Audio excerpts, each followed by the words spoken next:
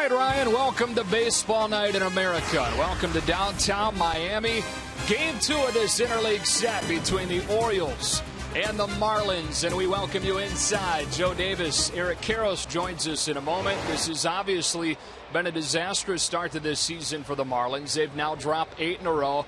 Dan Jennings moving from GM to manager on Monday. They're 0-5 since that. But as I bring in Eric Karros now, there are, despite the team struggles, some individual reasons to come watch this team still. Well, the Marlins have some of the most exciting young players in the entire game. GIANCARLO Stanton, D. Gordon. When you talk about Stanton, though, there is nobody in the game that has the power that he has. I mean, last week at Dodger Stadium, he hit a ball completely out of the ballpark, and that's only been done a handful of times. When you talk about watching BP, that's a guy you got to see. Yeah, how about the Orioles now? Shift gears, talk about Baltimore a little bit. They've won 4 of 5. They're a game below 500, but because the AL East has been a bit of a mess, they're still sitting okay. Well, they're not where they want to be, but again, they're right in the thick of things, and they're led by Adam Jones, the electrifying center fielder for this Oriole ball club. 4-time Gold Glove winner, 4-time All-Star. The Morris High product has been great at the beginning of this year. How he goes will be how the Orioles go. One of the many stars that'll be on display in this game with the Orioles and the Marlins. How about Manny Machado, who is from right here in Miami, making a homecoming this weekend. D. Gordon leading the majors in batting average, and GIANCARLO Stanton, always a sight to behold. First pitch from Miami is next.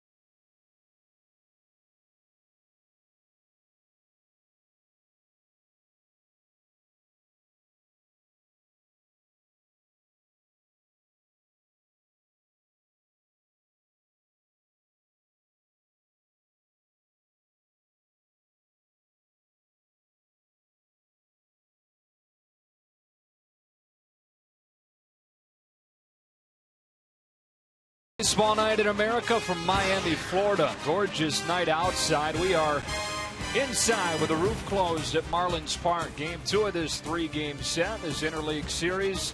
The Orioles getting ready to come to bat for the first time with Manny Machado making his homecoming to Miami. He had 3 hits last night, leads things off. Then Paredes and Adam Jones with Davis, Young, and Hardy in the middle. Travis Snider, really their only acquisition of note in the offseason. Joseph and Mike Wright, who will make his second career start. Bats 9th. They face off with right-hander Dan Herron, 34 years old, making his 9th start here in his first season in Miami. He's been really good at home so far this season with an ERA below 2. And is coming off one of his best starts of the year on Monday. And that's what they need, a good start from one of their starting pitchers. He likes the split finger. Will go to that quite often, especially against any left-handed bats. He's got to stay away from giving up the long ball. He's given up 8 home runs so far. Granted, this is a spacious park, but that's something he has to stay away from. Happy 59th birthday, Buck Showalter. Nearing 400 wins as manager. And away we go. A strike one to Manny Machado. Followed by Jordan Baker. Went to high school here in Miami. 3rd overall pick a few years ago. It was always a dream to be able to play in front of his friends and family. First time he's made a trip down here to his hometown to play in a major league game. Got off to a good start yesterday. 1-2. Well, it always sounds good in theory to have an opportunity to play in front of friends and family, but very hectic. You know, got to get everybody tickets, got to make sure they're all accommodated for. And you want to tell them, look, you knew this game was coming up. Can't you take care of the tickets yourself? 2-2 now. Machado, who is only 22 years old, already finds himself in his 4th big league season. Breaking ball, lays off, runs the count full. He's been an all-star. That was in 2013. Then he played in only half the games last year because of knee issues. Missed the start of the season after off-season surgery, and then injured the other knee in August and missed the final 2 months of the regular season. Missed the postseason run for the Orioles, which ended with an ALCS sweep at the hands of the Royals. Another 3-2 from Herron. Rope to left center, and Machado begins the game with a base hit. Well, the Marlins defense around Dan Herron, they're #1 in the National League in fielding percentage. Other metrics would say they're more middle of the pack in the National League defensively. That outfield of Yelich, Ozuna, and Stanton, one of the top young outfields in baseball. And they've been really good up the middle with Echeverria and Gordon as the double play combo. Well, very athletic, as you mentioned, top in fielding percentage, but they are prone to making some mistakes. They did last night on a bunt play and ended up costing them. Jimmy Paredes attacking the first pitch, hitting it foul. Well, they didn't make any big offseason acquisitions. Really, Travis SNIDER, the only one of note.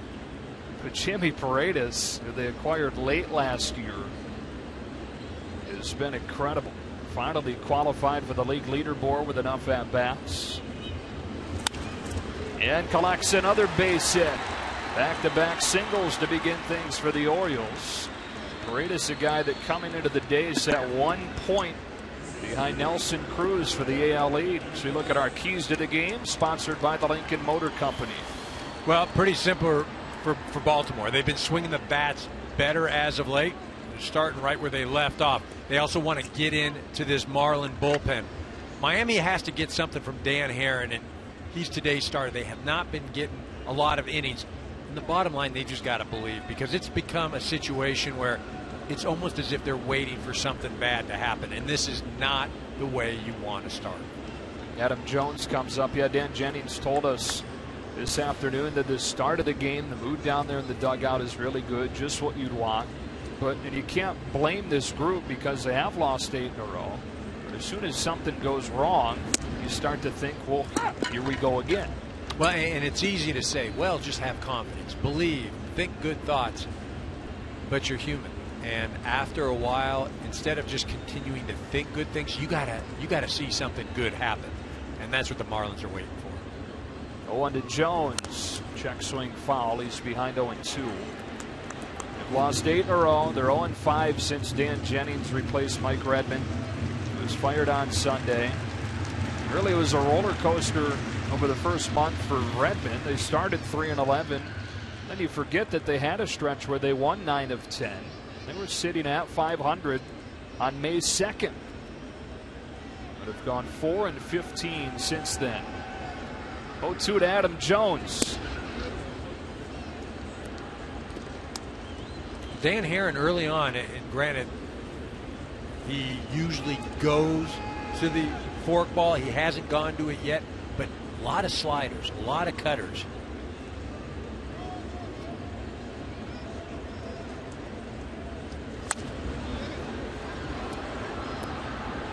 You know, it's one thing that the pitchers will do. They don't want to be predictable. They want to make adjustments as well because they know that the opposing team will. As I said, Dan Herron loves to throw the split finger. That's where he's had a lot of success. So far early on, it's been fastball, that little cutter slider pitch. 13th big league season for him. He's with his 7th team. Came over this offseason. Jones lays off a pitch in the dirt. Good stop, REALMUTO. It's even at 2-2.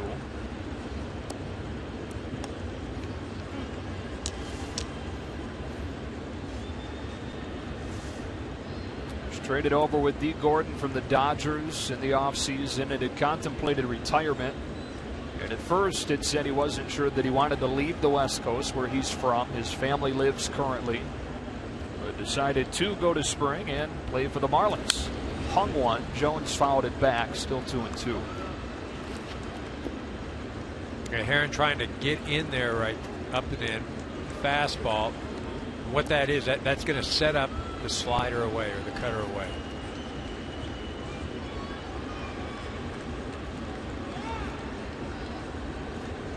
Machado singled, Paredes singled, and Jones continues to battle this at bat. Now 8 pitches deep.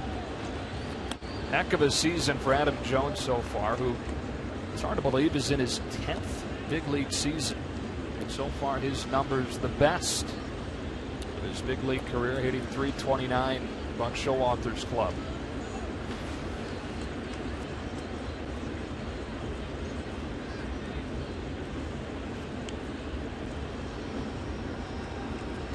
Another 2-2 from Herron. Great job to fight it off. Well, and that's one of the things that Buck Showalter was telling us prior to the game about Adam Jones. You know, historically, he's 125, 135 strikeout guy a year. This year, only 19 strikeouts in 152 at-bats. That's on pace for somewhere around 80. Yeah. You know, and that's something that nowadays, strikeout, that just is accepted. But it really is, it's a worthless out. You know, somebody will say, well, you got his pitch count up. Oh, you're working a little bit. But it doesn't force the fielders to do anything. He's worked it full. You mentioned the strikeouts going down. Prior to this season, over the first 9 years of his career, struck out about once every 5 at-bats. It's down to about once every 10 at-bats now. We've seen that average go up. He's never hit above 290. Comes in just below 330 tonight. 3-2.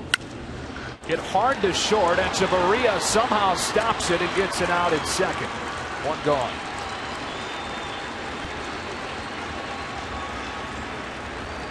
Machado to third. They're at the corners. Well, Jonesy just absolutely squares this high fastball. Hits a rocket to short. Nice play, just sticking with it and not panicking after keeping the ball in front. Echeverria knows that he's going to have an opportunity to get the runner at second. Doesn't panic, able to grip the ball, get it to D. Gordon. So Jones aboard on the fielder's choice. And Orioles at the corners for Chris Davis with one gone in his first inning. Inside, ball one. Davis's average has dropped to its lowest mark since the first week of the season, with a 3 for 30 stretch. 1-1. Well, we just mentioned Adam Jones, not striking out so often. Chris Davis, on the other hand, 57 strikeouts in only 137 at bats.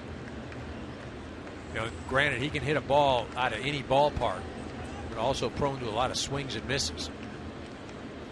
1-1. Foul tipped into the mitt. 1-2. Those 57 Ks places him third in the American League. The He has hit 8 home runs, but he's not been close to the pace of that monster 2013 season when he finished 3rd in the MVP voting and led the American League in homers and in RBIs. Waits on this 1-2. Gets a piece to stay alive.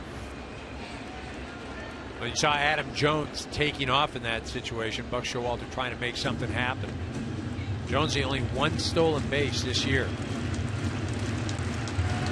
Somewhere around, historically, he had 16 one year. Doesn't run as often as he once did.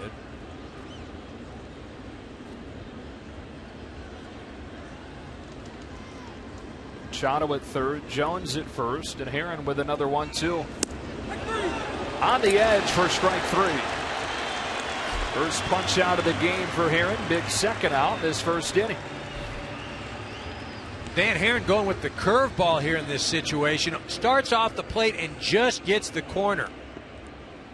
That's a great pitcher's pitch. As a hitter, you're just hoping that home plate umpire Jordan Baker feels a little sorry for you and says ball, but not the case.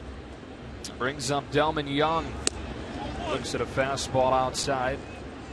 295 on the season, but above 400 in these situations. The runners in scoring position. Aaron's 1-0. Spins out. 2 balls and no strikes.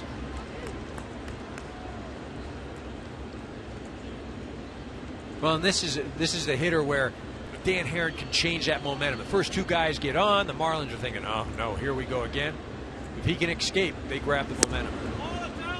One just misses, and it's 3-0. J.J. Hardy due next. Now Machado and Paredes started the inning with back-to-back singles. Adam Jones bounced into a fielder's choice. And a line shot to short. Echeverria plucks it.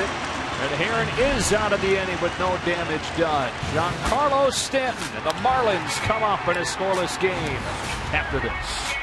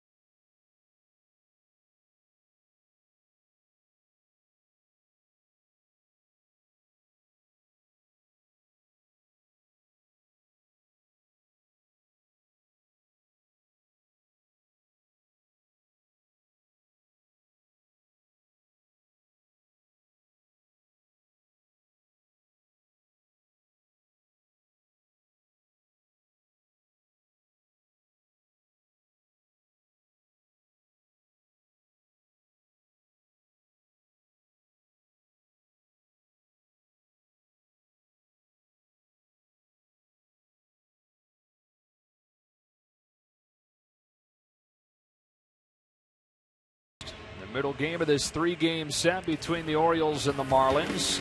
Marlins come to bat for the first time with this lineup. Gordon, Ozuna, then Stanton with PRADO, BOUR, REALMUTO in the middle. Christian Yelich bats 7th.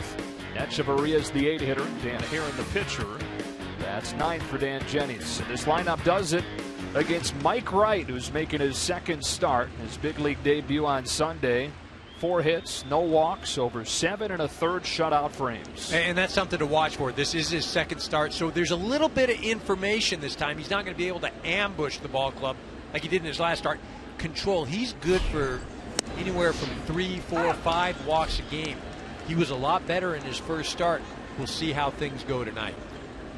And so much for a soft open. He gets the #1 hitter in baseball by average so far this year in D. Gordon, who's behind a fastball at 94, behind in the count, 0-2.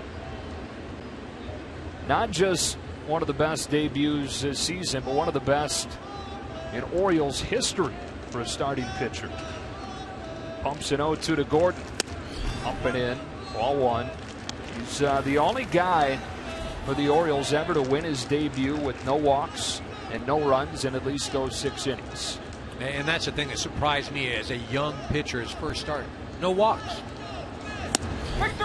And begins his second outing with a punch out of D. Gordon. Fastball to the inside edge, one away. And the defense around the rookie Mike Wright.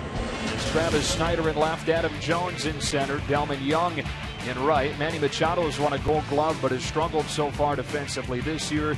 J.J. Hardy at short. Jimmy Paredes playing a bit out of position just so he can get in the lineup. Normally the DH, but in an NL ballpark playing at second, with Davis at first and Caleb Joseph catching strike one. Marcell OZUNA at the plate. Third major league season for the center fielder. All of them coming in a Miami uniform. It's 1-1.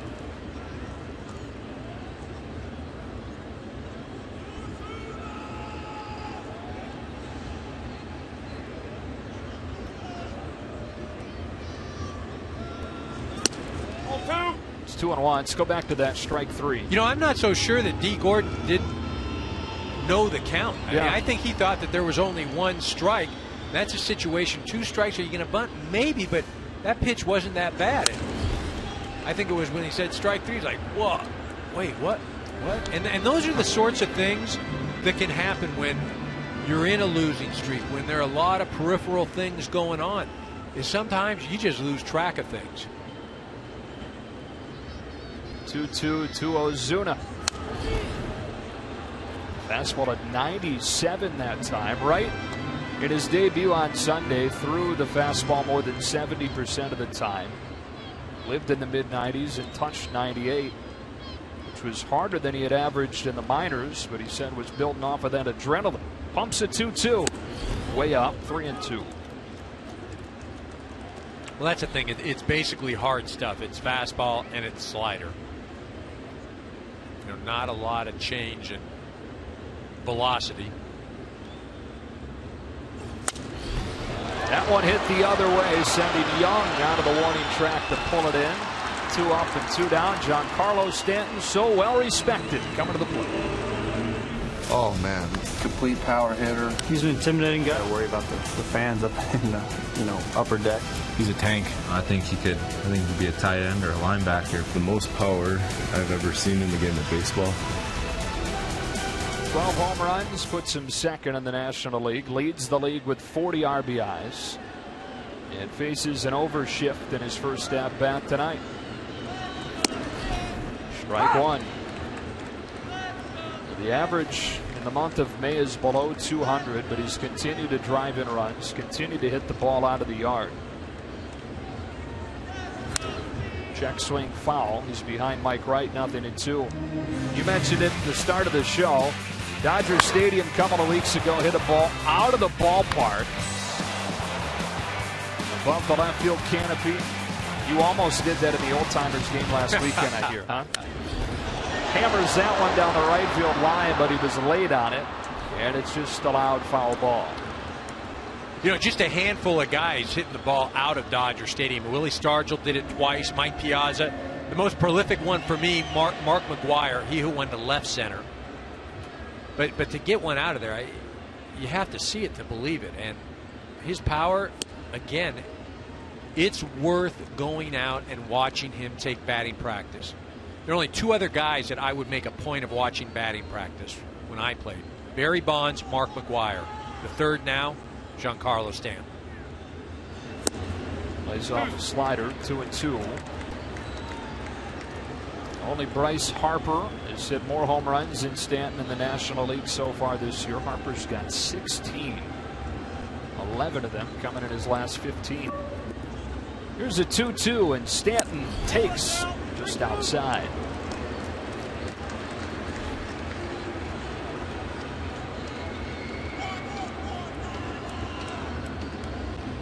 After falling behind 0-2, Stanton lifts one in the air on the infield.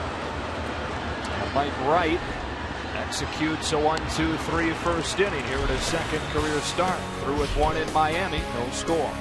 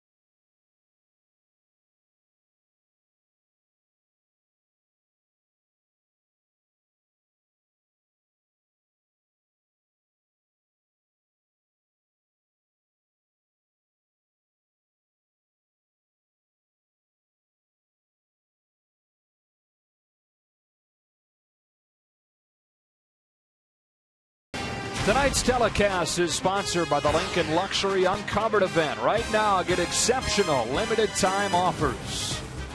Back in Miami, through with an inning, no score. Marlins, Orioles, game 2 of this 3-game series. And Dan Herron back to work against J.J. Hardy. Take strike one. Orioles taking game 1 of this series last night, 8-5. And J.J. Hardy had a big piece of that. Bunting, the 2-strike pitch that was then thrown away by Henderson Alvarez as part of a 4-run 6th inning.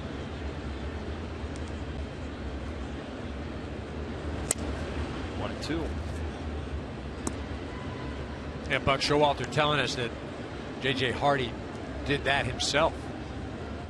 You know, he put on the bunt, wasn't able to get it down, then with 2 strikes, just so frustrated that he was going to get that bunt down. He finally did it. And shoots one to right that'll drop in front of Stanton for a leadoff single. Leadoff man has been on in both innings for Baltimore. It's Hardy's first hit of the series, and up comes Travis Snider. And Dan Herron not fooling a lot of guys outside of the strikeout of Chris Davis. Base hits, and even when outs are recorded, they're rockets to short.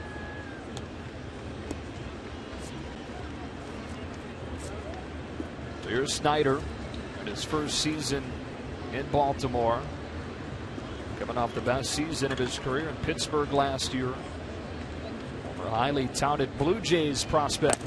Takes strike one. Hit out of the 5 spot last night, went hitless, and hitting 7 tonight. He's hitting 7 different spots in the order for Buck Showalter over the first 2 months.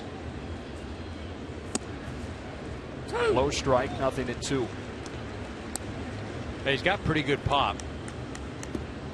Good gap to gap hitter, but susceptible to the strikeout.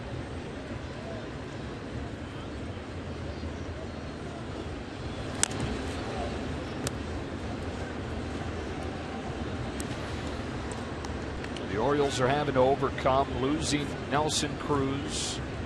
You hear plenty of talk about that, but having to overcome losing Nick Markakis as well, who'd been their leadoff hitter for several years. Been on the roster for close to a decade.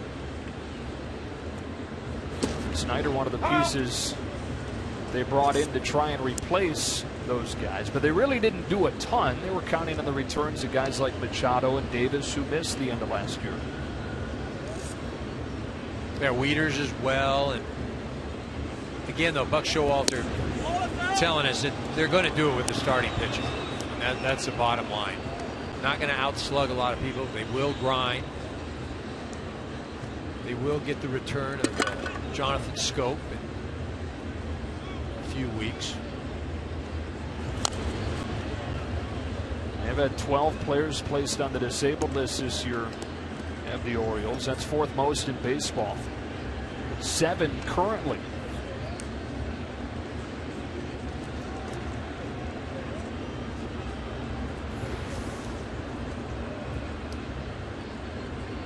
Two and two on Travis Snider. Full count. Oh, he thought that was ball 4.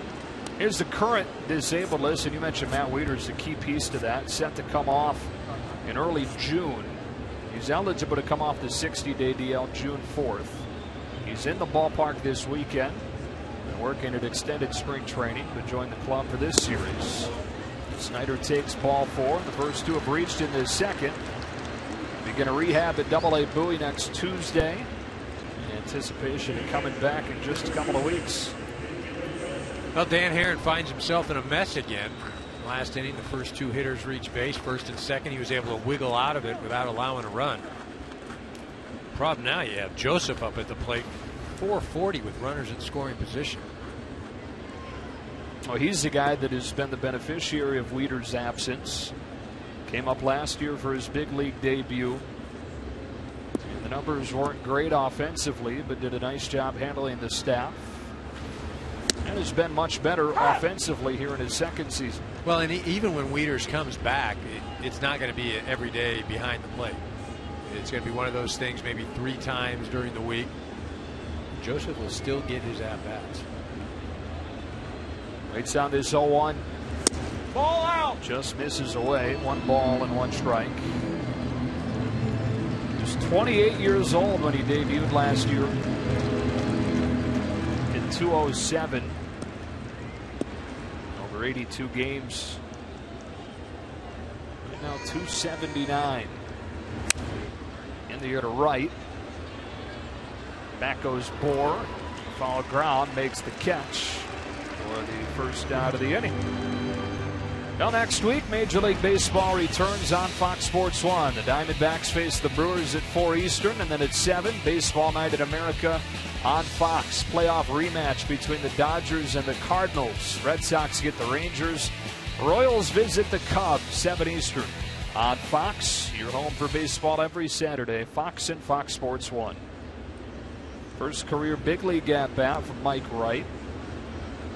It's no fun, is it? You already got to worry about making your second career start. Now you got to hit. Well, I got to believe he's going to attempt to bunt. And that's not a lot of fun either. Everybody thinks, oh, bunt. Oh, why can't he get his bunt down? Because this isn't going to the batting cage. It's putting your quarters in and getting a nice 40-mile-an-hour fastball going, bunt. Oh, great. You know, these guys are trying to not let you bunt. Ball's moving all over the place. As a pitcher, you're probably thinking, man, I don't want to have a finger go down here. No, just not. And then on top of that, you're squaring up. You just look at that. Look at that form. Try to fool him. Lays it down. Herron check third, goes to first. Successful sacrifice from Mike Wright. See, Dan Herron in that situation right there, he's got to come and attack the ball with the intention of, I'm going to go to third. If it's not there, I know I can always go to first. Wright's not going to be busting his tail down there. You'll have all the time in the world. Herron gets the ball and then decides to look, but he never was going at the ball with the intention of going to third. Should have made his mind up prior to fielding that ball. Now he's got himself a little trouble here. Second and third for Machado. He's 3 for 6 in this series after the first inning single. Strike 1. fielding bunts has been an issue this week for the Marlins. We mentioned Henderson Alvarez throwing that ball away last night that led to more runs. There were issues earlier in the week against Arizona just on simply transferring the ball out of guys' gloves to make throws. Machado uncorks one to right center. Stanton moves back on it and pulls it in to retire the side. Couple of runners stranded in both innings for the Orioles. Marlins come up again after this.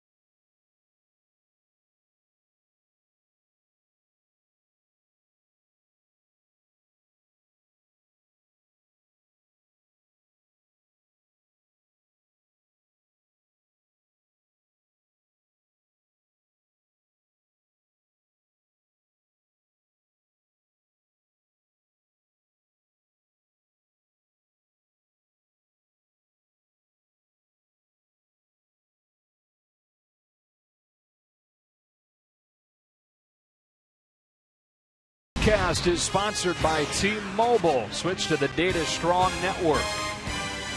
Gorgeous night in Miami. Marlins and Orioles squaring off for the second time this weekend. They'll play again tomorrow. The series dominated all time by Miami. They've won 18 of the 25 interleague meetings between these clubs. Martin Prado leads off the second for Miami by taking ball one from Mike Wright. Middle third of the Marlins order coming up. One of the new additions on this Marlins roster. Waits on this 1-0. Strike one.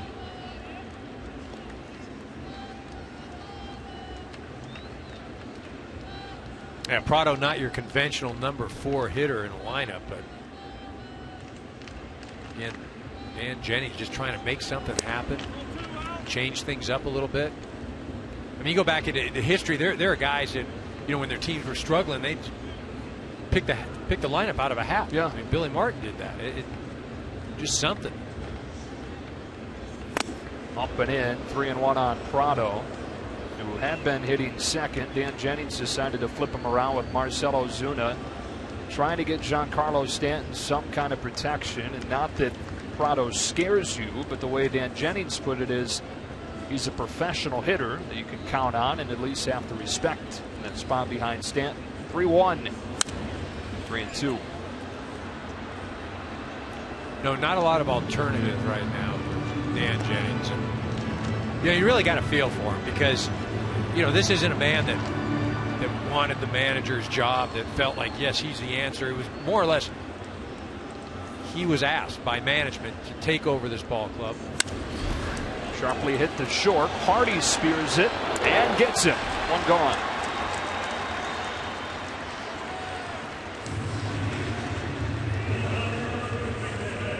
Buck Showalter telling us that J.J. Hardy, a shortstop that makes the difficult plays look easy.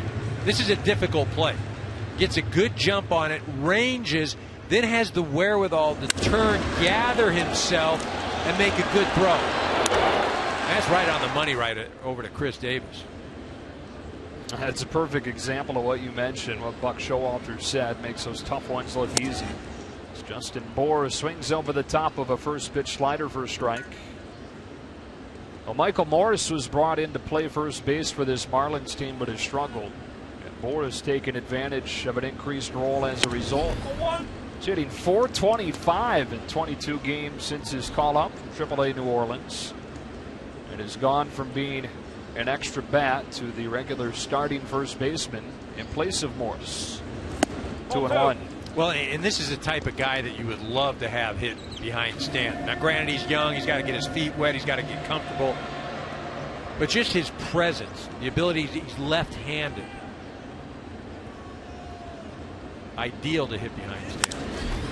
Hits this ball in the air to center. Jones, 2 up and 2 down, 5 up and 5 down. Tonight's game is brought to you by Chevrolet, the official vehicle of Major League Baseball. No score in the second. Mike Wright has retired all 5 men that he's faced. And now gets JT Realmuto, who, like Justin BOUR, started this season in the minors in New Orleans. Was called up in mid-April when Jeff Mathis went down on the disabled list. Became the everyday catcher when they released Jared Saltalamacchia. Strike 1.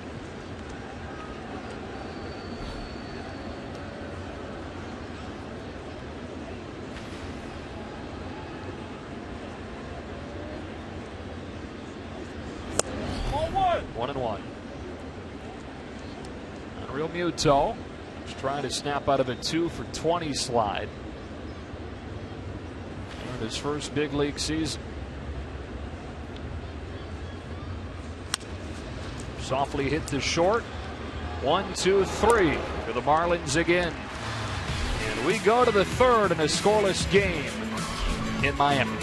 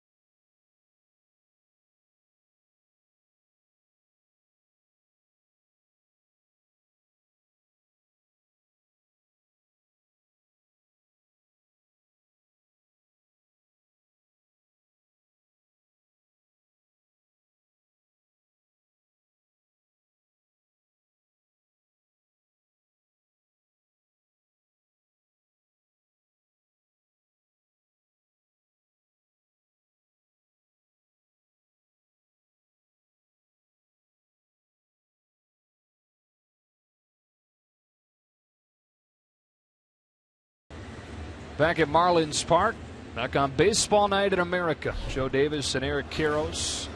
The Orioles and the Marlins playing in a scoreless game, and Jimmy Paredes ready to lead off this third against Dan Herron, who delivers. Strike 1.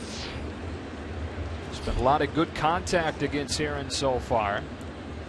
He's given up 3 base hits and a walk, but the Orioles have stranded 2 runners in both innings.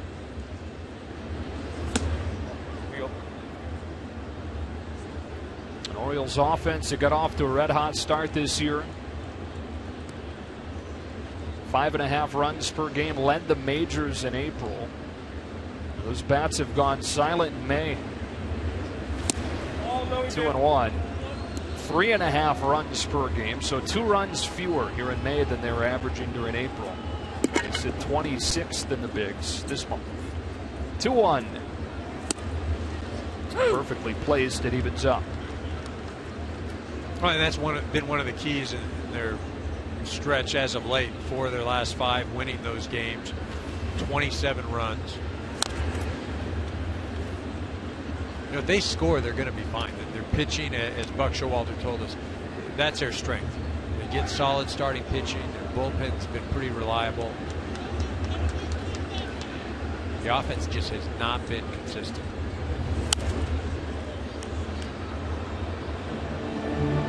Paredes has been the best of the bunch. Only Nelson Cruz entered the day with a higher batting average in the American League, and by just 1 point.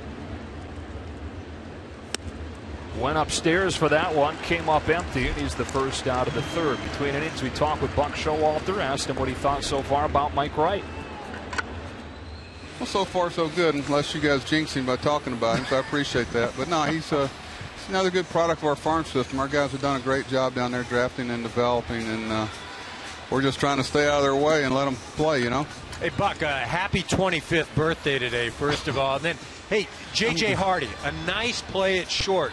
As you told us before the game, made the tough one look easy. Talk a little bit about his impact on this ball. Yeah, I think his lack of style is his substance, if that means anything. You know, J.J. doesn't care about trying to have everybody make it look harder than it is. He's all about efficiency, and it's fun to watch. He's a great example setter for our young infielders, Manny Machado and Jonathan Scope and Jimmy Paredes, because if they ever have any question, just look at J.J. and they get a little too flashy sometimes. He'll let them know you didn't need to do that. Bucker, appreciate the time. All right, guys, thank you. Adam Jones pops out. 2 up and 2 down in this third inning. As Chris Davis comes up, looking for his first hit of this series. Struck out looking in the first. Faces an overshift, as he so often does, and swings over the top of one that bounces. They add PRADO to the mix. Gordon playing in short right. Here's an 0-1. Inside, 1 ball, 1 strike. And you wonder why. PRADO just shifted over after the first strike. He went from the left side of the infield over where the second base would normally play. And you wonder, like, why would you do that after 1 pitch? Well, that pitch happened to be a strike. And so you take away the bunt, or at least even the thought of the bunt, by leaving PRADO on the left side of the infield until there's a strike. We've seen that with Victor Martinez and the Tigers. That's one of the reasons that a ball club will do that. You see, this is after the first strike. Figure there's no way he's going to bunt with 1 strike.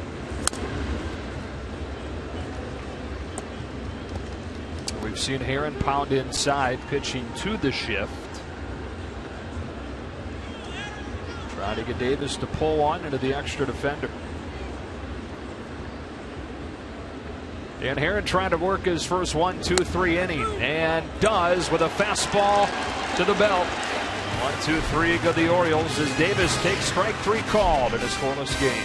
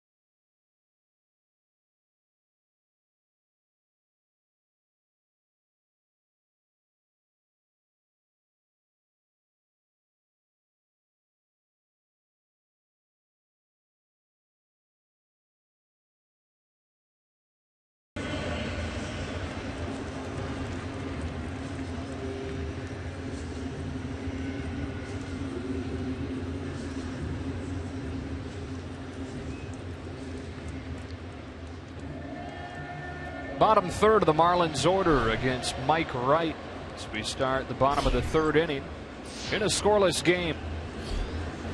Wright delivers ball one to Christian Yelich, who is off to a slow start as he's dealt with a sore back, missed 2.5 weeks. The same issue that he spent time in the DL for last year. Pulls one sharply, base hit. First base runner for the Marlins is Christian Yelich. He'll try to take two, and Young bobbling the ball, and his aggressive play pays off.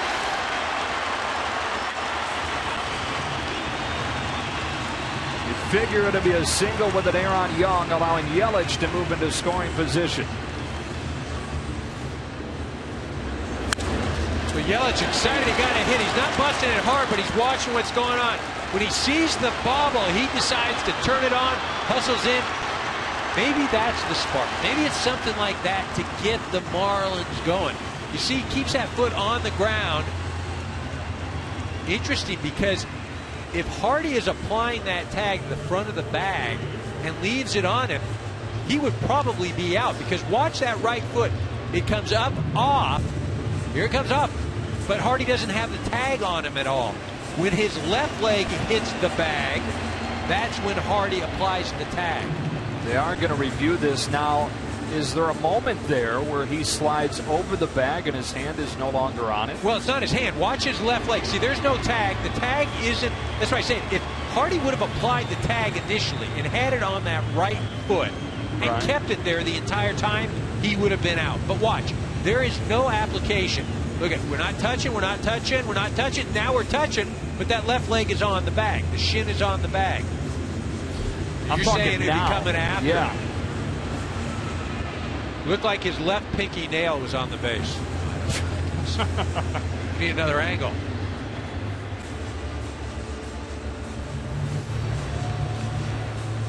This is still going to be tough. So he's on. Right here. I'm not sure he's touching the bag. No, you're right. He's out there. Question is, will they have that angle in New York? See, here you can't really discern what's going on because it's happening on the other side of the bag. You can't see where that left hand is. That shot we just saw absolutely shows he's off the base. Good detective work there, Joe. Do what I can, man. You're a good partner. You had the whole pinky thing. Right. That's a great angle. There.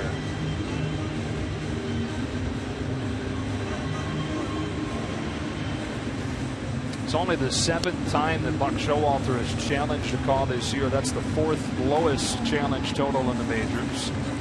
50% success rate, which is just above the league average.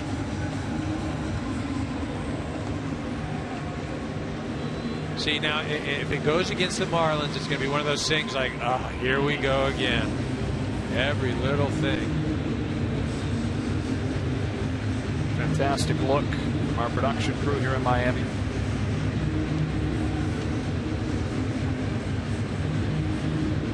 Well, you got to remember, too, just because we see a certain angle here, that doesn't necessarily mean that's what the guys in New York are seeing. Here's your verdict. He's out. And you hear a mixture of boos, which you may expect, and then cheers. So a lot of Orioles fans have traveled down here to Miami. And you said it, the kind of thing that tends to go against you when you've lost 8 in a row and you're trying to find a break. One last look. He goes in hard. The momentum just carries him over the bag. And as you caught it, once that left leg comes off, there's nothing touching the bag. Hardy keeps the tag. 1 out. And Adeiny Echeverria takes upstairs for a ball. So instead of an error with a runner advancing, that becomes the 12th outfield assist, which leads the majors for the Orioles this year. 1-1 on Echeverria. Now, good hustle from Yelich, trying to turn it into an extra base. But ultimately, it remains that Mike Wright has faced the minimum. His 1-1 pitch. It's 2-1. You know, the reality is that when things aren't going well, as a player, a member in that Marlins dugout, you don't want to hear good effort. You don't want to hear, boy, you hit the ball hard, or boy, the other team was lucky. You just want results. And the only thing that's going to satisfy anything or solve anything is to win a ball game. Bouncing ball to Paredes. 2 gone. 10 days of thunder caps off tomorrow with the return of Spring Cup racing. The world's best drivers run the longest, most grueling race on the circuit. It's the Coca-Cola 600. Coverage begins at 5:30 Eastern on Fox and streams live on Fox Sports Go. Yesterday you were talking about sometimes when you're slumping, when you were playing, you joked around that sometimes you want somebody to be honest with you, and you come back to the dugout and say, right now you stink. Right? Yeah, no, and that's the thing. The Marlins know that, but what they don't want to hear again is, well, we like the hustle, and oh, you're trying hard. You don't care. This isn't Little League. We're not trying to build self-esteem and give trophies to everybody. You want results.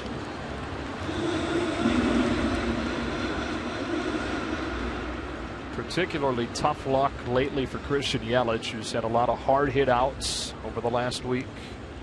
0-2 to Dan Herron. Is he able to lay off? No. And that's the inning. Second strikeout of the game from Mike Wright. He has faced the minimum through 3 despite the leadoff single from Yelich.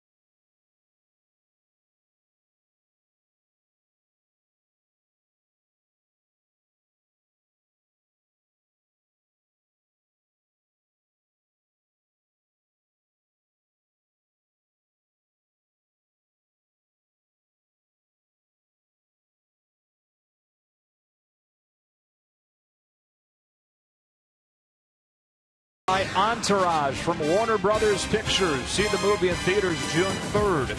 And by Vanda Pharmaceuticals. In Miami, we're scoreless as we start the 4th inning. Joe Davis and Aaron Karros, game 2 of this 3-game set. Christian Yelich, the first base runner of the day technically for Miami. He singled to begin last inning but was thrown out, sliding over the bag at second. Dan Herron ready to go back to work. 3 scoreless innings, and as he so often has been this year, really solid over the early innings. The issue has been past the 3rd. Delivers strike 1 to Delmon Young. An ERA below 2 over the first third of the game, but once those lineups get second and third looks at him, his numbers go way up. Spears this bouncer from Young, and will throw him out for the first out of the inning. Between innings, we had a chance to ask Dan Jennings what this last week has been like. It's been a very fast week, but an exciting week. It's certainly a pleasure and an honor to be in any major league uniform, and it's been fun to get a different element of the game in this capacity.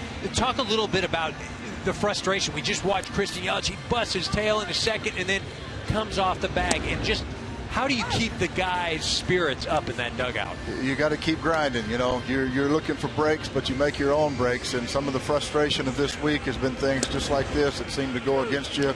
Balls caroling off of pitchers and turning into outs. And we're going to fight through this. We're in a storm, and we're going to fight through it. We're staying positive, and we'll get some breaks here. We'll make our own. Appreciate the time, Dan. Thank you, guys.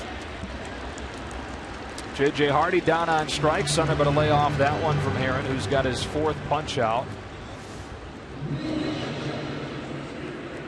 See, Hardy offers it that slider. It looks like he almost holds up there.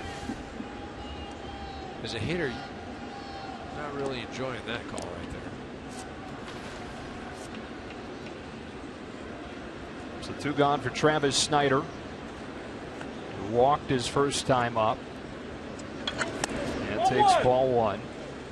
Dan Jennings, obviously one of the big questions folks had was how would he be respected in the clubhouse, and his whole thing is he's trying to give respect to get respect, and that was one of the first things that he told the guys when he addressed them on Monday when he was named the manager.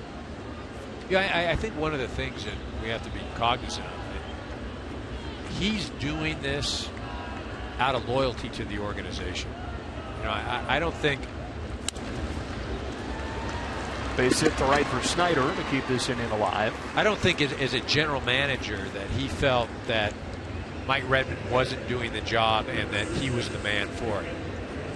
And I think the reality is that, look at it, as a baseball guy, you want to give your manager some time, see how the ball club develops. You know, people running the show, the ownership didn't want to go in that direction, and historically they've made changes early on in the season. It happened in 2003 with Torborg to Jack McKeon. And of course that turned out okay. They had the same exact record when they made that change that this team had, 16-22. They made the managerial change. The 03 team wound up ending your season winning the World Series. Okay, Dan Jennings is just hoping they could get a win under the belt. Yeah. You know, right now it just is a sick feeling down in that dugout. You know, you're laying awake in bed at night, looking at the ceiling, wondering if it's ever going to change.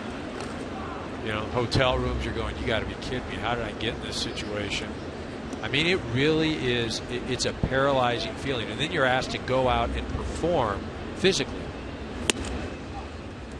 4-pitch walk to Joseph. So after Herron retired the first 2 men of the inning, single for Snider, walk for Joseph, and instead of facing the pitcher to start the 5th, he's going to face him here in the 4th. Now, one of the things that Dan Jennings has said that he's tried to do is with the veteran guys, bring them into his office and have talks with them as a group, kind of a sounding board to hear their thoughts, deliver his, and try and make them an extension of him the best way that he knows how. Just trying to navigate through this whole thing. So they've dropped 8 in a row in all 5 games since he's taken over.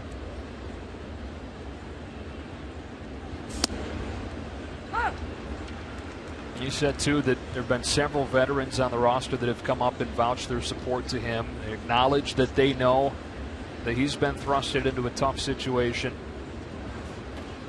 The support in the clubhouse is not lacking.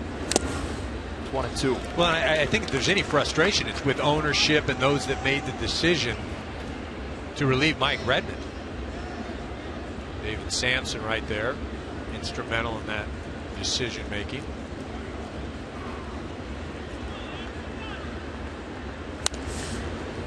Right, taking some pretty good cuts up there, huh? Not too bad. Not going to get many of them this year as an American League pitcher. And there you see the #1 lieutenant under owner Jeffrey Loria, David Sampson.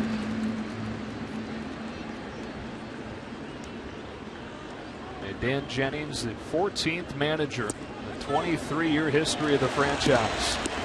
Well, Herron shoves one over the inside corner to finish off right, and that finishes off the fourth inning. D. Gordon at the top of the Marlins order, due up in a scoreless game in the bottom half after this.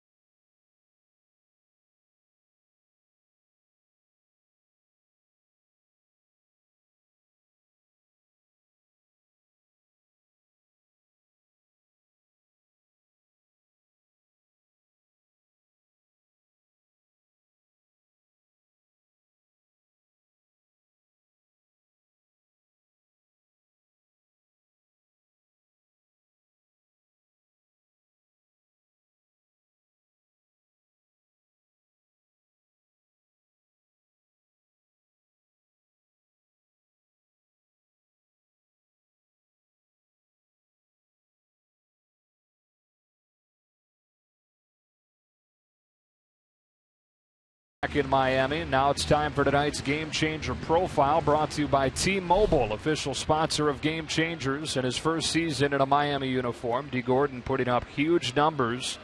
He's hitting above 400 until earlier this week. Still leading the majors at 384. Leading off this fourth by attacking a hanger, hitting it foul, strike one. We talked with Dan Jennings about the acquisition of Gordon prior to the game today. And it initially started as a conversation between Jennings and Andrew Friedman of the Dodgers just about some minor league relief pitchers, minor deals that you wouldn't hear a ton about. And right before they hung up, Dan Jennings floated it out there for the heck of it. See what Friedman would say. Hey, you know who I would really like is D. Gordon. And Friedman initially laughed. They joked around about it for a moment.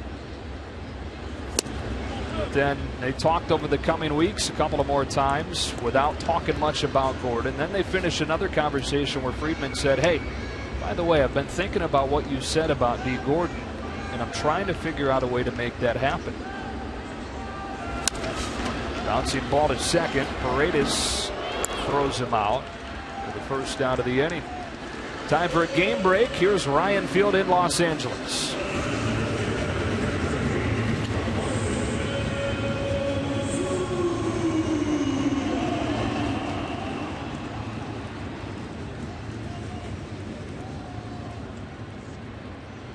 All right, Ryan, team with the best record in baseball. And a heck of a series going on this weekend there between the Cards and the Royals. Here's Marcell Ozuna making ball one. And obviously, just to finish off that D. Gordon story, they did find a way to make it happen. They got to the winter meetings, and Dan Jennings said he was ecstatic as it started to become clear that Friedman was willing to find a way. Boy, defensive positioning perfect there, and 2 up, 2 down. Well, you talk about that deal, you know, there were other things that had to happen. Jimmy Rollins coming over from the Phillies, Howie Kendrick filling that void at second base for the Dodgers. But I think Dan Jennings excited about is bringing D. Gordon to a ballpark like this with the expansive outfield, with the coaching staff like Perry Hill, one of the finest infield instructors in the game. We talked about his offense. The defense has been great as well. Now Stanton hits one off his foot. It's a foul ball and strike one. Popped out his first time. That average below 190 in the month of May. Dan Jennings saying that it's just one of those things where he's similar to times last year, expanded the strike zone a little bit too much, tried to do a little bit too much. And you don't blame him. Not only is he the key cog in this lineup, but when you're going through the losing streak, it's only human nature. Well, and this is where you want to face him with nobody on base. You saw 0 for 1 earlier in the day, but hitting under 200 when there are no runners on. Popped up right side of the infield. Chris Davis calling off Paredes. And 1, 2, 3 go the Marlins once again. Manny Machado playing in his hometown of Miami, putting on a show for his friends and family this weekend, and leading off the 5th after this.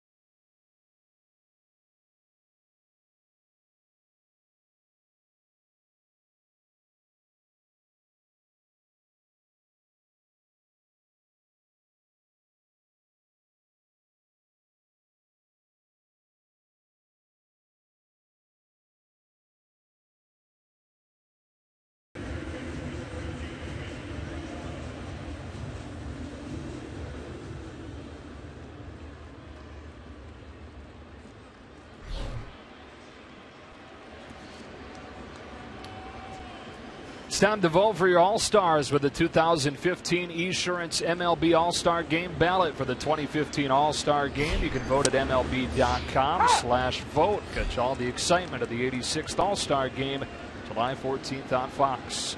Will Manny Machado be there? He shoots one towards right center. That one will split the gap and bounce its way to the wall. Extra bases for Machado, who will hold up at second with a leadoff double.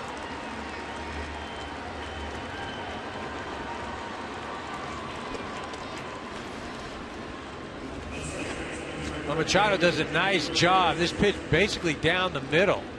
Stays inside the ball. It means keeping your hands inside, not coming around it, able to drive that ball to right center field. Really stays on it well, drives it in that expansive gap. And a shocker, the Orioles have a runner on second base. Only in the 3rd inning did they not have a runner reach, but still have not scored. Because they're 0 for 6 with runners in scoring position. Jimmy Paredes takes strike one. This is a guy you want up if you are trying to snap out of that runners in scoring position funk. Paredes hitting about 140 points higher than any other player in the American League in these situations. High in here in 0-2. .577 with runners in scoring position this year. Yeah, that's sick. But if you're out there pitching or playing against him right now, you're going, dude's not going to keep this up. Going to get an out here or there. Just figure law of averages, that's coming down. At the very least, though, you want to get Machado over to third base.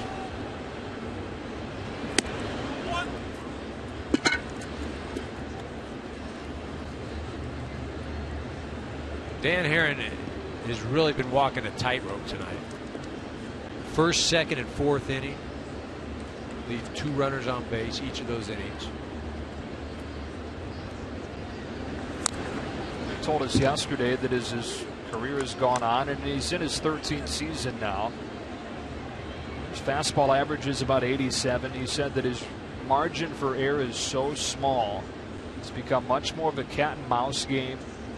He's become much more detailed in the way he looks at scouting reports, trying to find any extra edge that he can with his stuff, not what it once was. It's not like he was ever blowing anybody away, but when you lose 4 miles per hour off your fastball average from where it was earlier in your career, it's a huge difference. It really is, and he used to like to pitch high in the strike zone too. And when you're talking about, 93, 94, 89, it's a big difference. Cuts one inside, and after he got ahead of Paredes 0-2, it's now full. The 5th time that an Orioles hitter has run a count full today.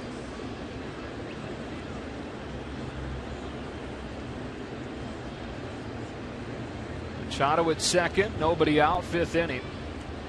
Aaron steps off the rubber.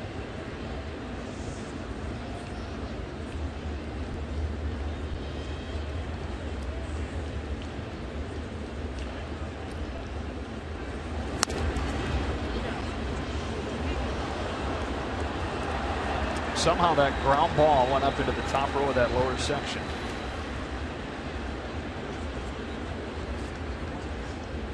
The happy fan right there. They're going over, what can we do to try to get the strikeout? Brady's fouling a bunch of pitches off. I think if anything, you've got to go high in the zone. Try and sneak something, some sort of fastball up in the zone. Hope for the strikeout, or at the very least an infield pop-up. That stroke to center. OZUNA makes the play. Machado holds it second. Hit it so hard that it hung up for out number 1. Or you can say, hey, let's have him line out to OZUNA, hit a rocket. And again, Dan Herron has dodged a few bullets. You remember early on in the game, Echeverria has made some unbelievable plays at short on balls that were smoked. The line drive, the one hopper. Again, Herron not fooling a lot of guys. Adam Jones 0 for 2. Grounded out the first. Oh, really? Goes down as a ground out, but it was a rocket to short off one bounce that knocked Echeverria over. Still able to make the play. Drags this one softly to third. PRADO checks the runner, 2 outs. And so once again, Dan Herron finds himself 1 out away from getting out of another jam. Well, and this is the guy he'd like to see. Chris Davis, 2 strikeouts already tonight. Puts him at 59 on the season so far. And only 139 at-bats.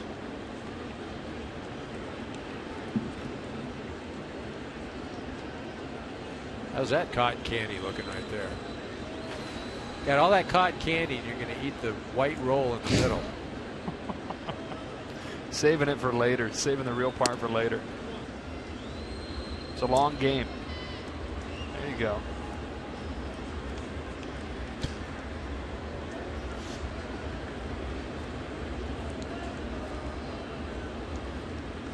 Aaron's 1-0. Strike 1.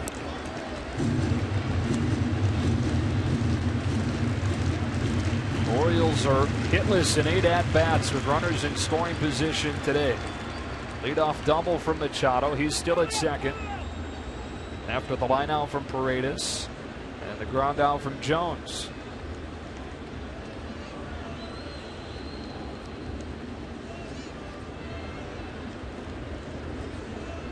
Aaron's 1-1 will come after a move to second.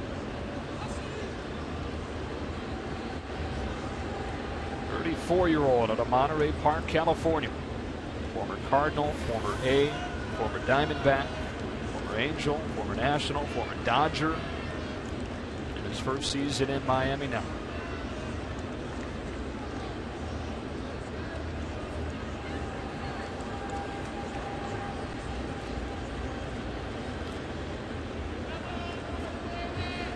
Aaron and Realmuto trying to get on the same page. Well, want to make sure they're on the same page as far as going after Davis. Also, because the runner at second base, want to make sure they've got the correct signs. You don't want Machado passing along signs to Davis, whether it's location or pitch selection.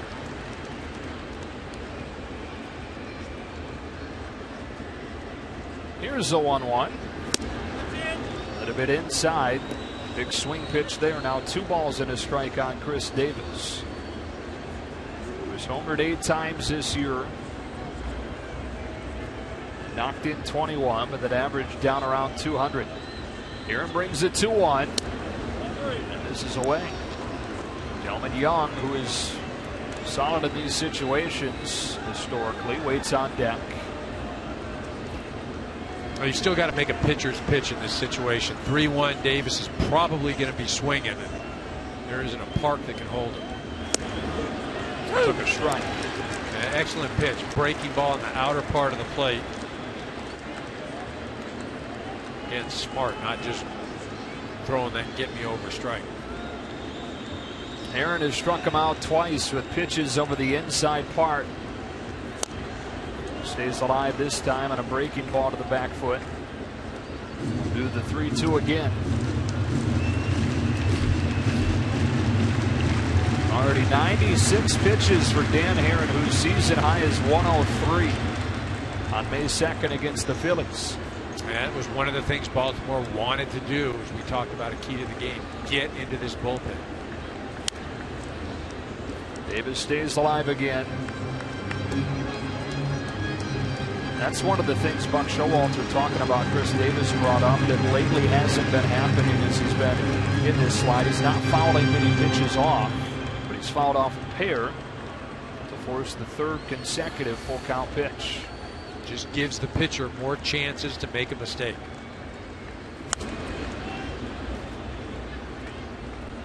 So this would become a 10-pitch at bat. Former Texas Ranger. MVP caliber season 2 years ago when he finished 3rd in MVP voting. In 196 last year, battling oblique injuries. Off to a slow start this season.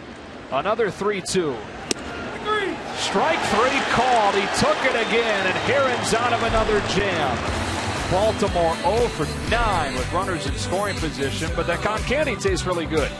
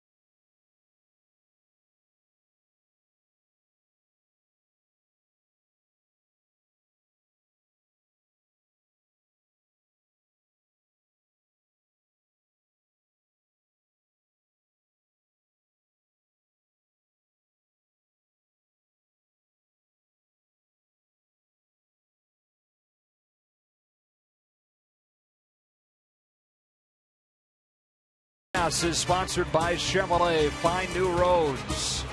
Freedom Tower in Miami, where we are still scoreless, getting ready to move deeper into this ball game. 5 hits for the Orioles. Marlins limited to just 1. And without a true base runner. 1 hit. Christian Yelich tried to extend it into a double. Overslid the bag. And was tagged out. Martin Prado with the middle third of the Marlins order. Leading off this inning against Mike Wright, who has faced the minimum through 4 here in his 2nd career start. Strike 1. What are your thoughts so far of Mike Wright? He's done a nice job. The Marlins haven't swung the bat all that well, but Wright's avoided any kind of control issues, has yet to walk a hitter. Hasn't walked a guy in the big leagues yet. Working ahead of the hitters. He's been aggressive. I think it's all you can ask for a young pitcher. Be aggressive. Don't worry so much about the opposing ball club. Go with your own stuff.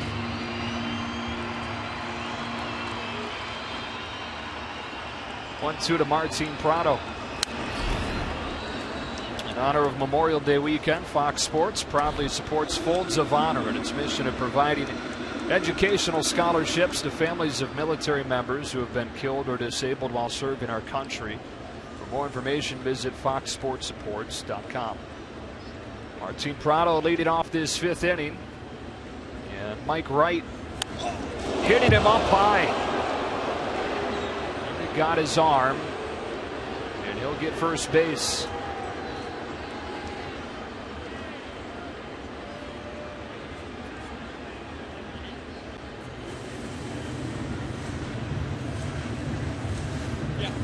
Mike Wright just ahead in the count, trying to establish the inner part of the zone. It gets a little bat and a little hand, probably more handle than anything. And you see Prado selling it. You know, it's almost like it got the knob and then a bit of the hand. Sounded horrible. Yeah, if that's hand, that can't feel too good. But I'm not so sure that wasn't a lot of bat knob right there. And it's a good job of selling it. That's a veteran ball player.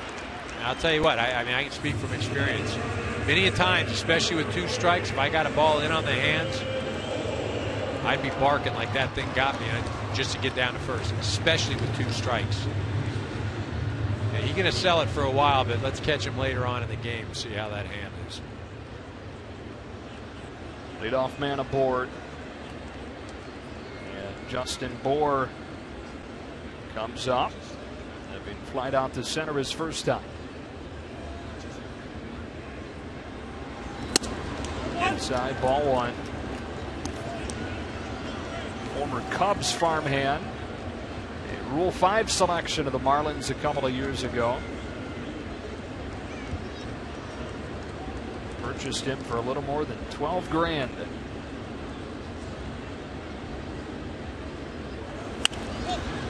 Fastball was up. He went after it, popped it up. Chris Davis with room. 1 out. We welcome you back inside our broadcast booth. Joe Davis, Eric Karros, and his lovely tie. Looks like you trying to match the Marlinator art. Stole something from center field. You know, I figure I'd come in character here. This is an interesting ballpark, to say the least. Look at that split screen there. It's a good look. Who needs a tie square when you can just match the home run structure out in center, or the pocket square when you just match that? JT Realmuto now. The runner at first, 1 gone in this scoreless 5th inning. Mike Wright. It's strike 1. Realmuto grounded out to short his first time up. Is 2 for his last 21 now. Ichiro past Babe Ruth, the all-time hits list last night. That ball's hooked to left. Snider's on the move, reaches and makes the catch. Travis Snider, good range to retire Realmuto for the 2nd out. Check into the studio for a game break.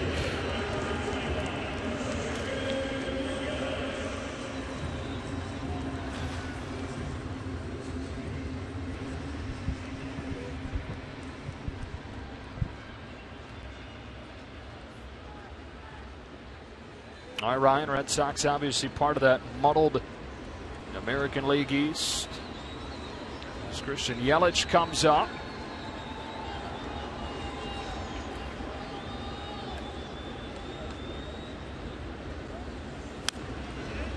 Strike one. Let's go back to that nice play by Snider. Yeah, Snider gets a good jump, but watch the way he's got his glove position. Instead of turning it facing upwards towards the sky, he's got it in a backhand position, which makes it a little bit more difficult. Able to handle it, make the nice catch.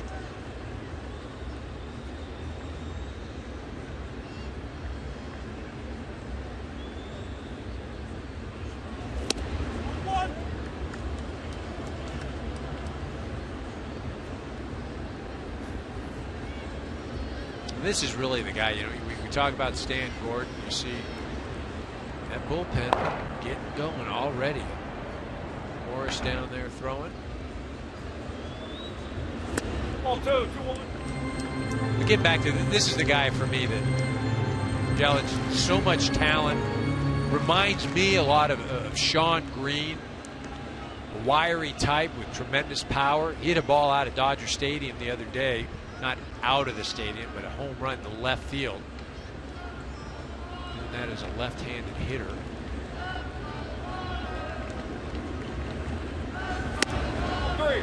He's part of the big offseason that the Marlins had that led to the big expectations coming in. Obviously, the giant deal Stanton signed. Christian Yelich signed for 7 years and just under $50 million. Michael Morris, you see there, was signed as well. They locked up their key pieces long term and then supplemented them with other parts. 3-1 and ball 4. So Yelich has reached both times. Up to second goes PRADO. You can watch every out-of-market game live in HD on more than 400 devices with MLB.TV Premium, the #1 live streaming sports service. Real-time highlights, live look-ins, pitch tracking, and more every night on MLB.TV. So there is the first walk issued by Mike Wright in his big league career. And an opportunity here for Danny Echeverria with Ichiro grabbing a bat, getting ready to hit next if the opportunity comes up in place of Dan Herron.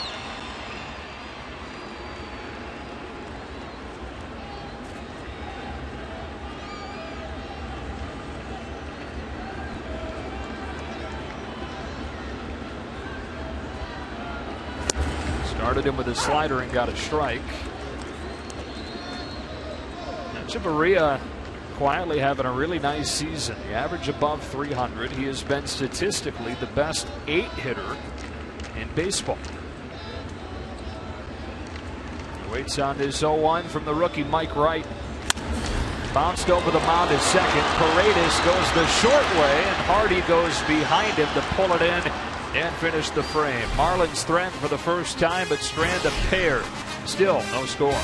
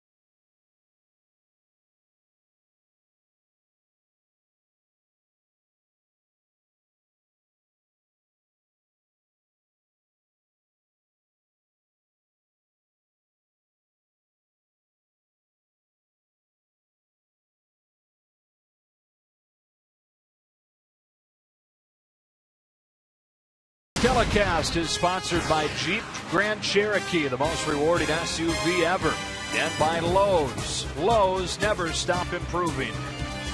Still no score back in Miami. Sun is set. As we go to the 6th inning, Dan Herron goes back to work against Delmon Young. A couple of big league veterans face it off to begin this frame.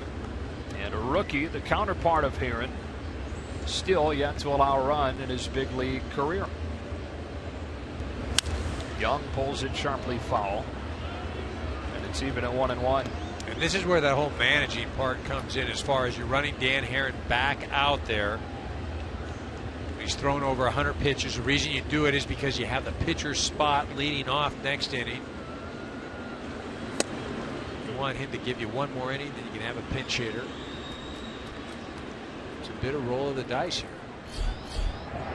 Brian Morris getting loose. Here's a 2-1. Young's behind it. 86. 2-2. 86 with a fastball for a guy whose Twitter handle is @IThrow88. 2-2. 86 and low.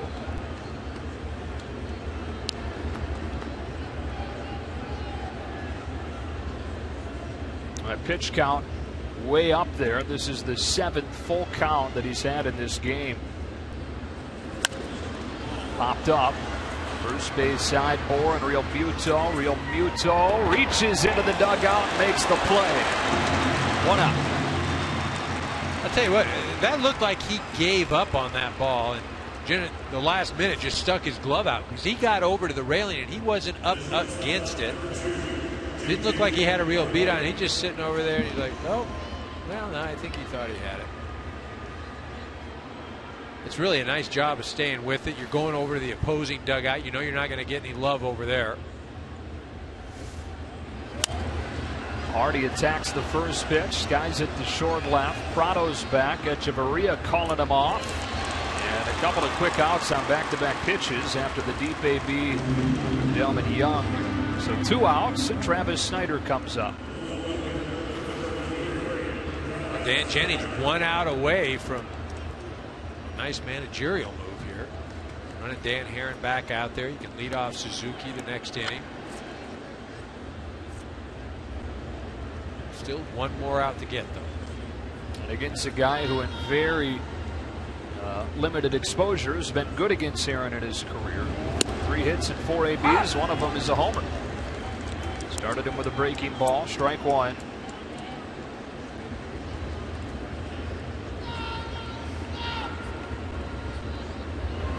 Snider takes it outside.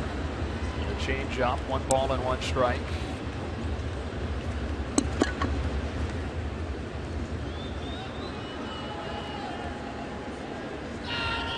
One. Hooked it around the plate. 2-1. Herron has thrived on control throughout his career.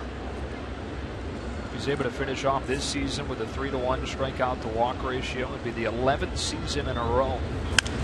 That one goes the other way and it's hit well. Yelich is back on it at the wall, leaps into the air and can't make the play. Snider has a double to keep this inning alive, and he continues to dominate Dan Herron. Yelich goes back, but he doesn't go back hard enough and find the wall. I think he's got a bit more room. He jumps at the last minute. Snider drives this ball. Not an easy play, but Yelich kind of coasting back. I got it, I ain't got it. And if you see, he gets back there, and if he takes another step or two, kind of just misjudges it. Now you've got to make the move. Or do you? Well, you're talking to Dan Herron, see how he's feeling, and he'll tell you he's not going to go out. Yeah. That's my guy out there. I can get this next guy. So they'll leave him in to face Caleb Joseph after the opposite field double from Travis Snider.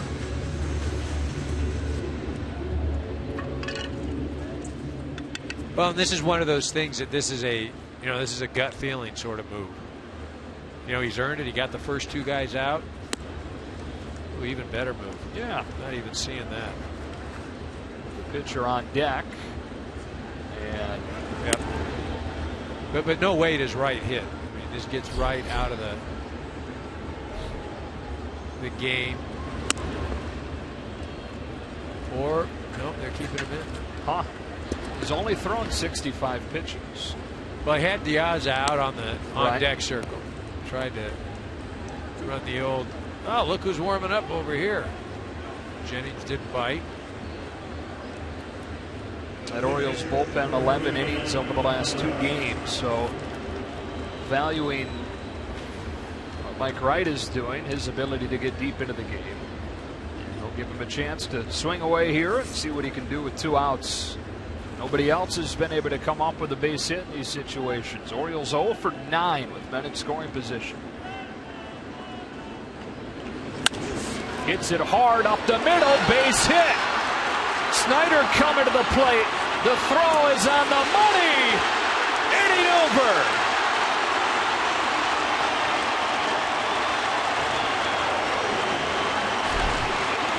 Marcell OZUNA cuts down Travis SNIDER on a 2-out single from Mike Wright.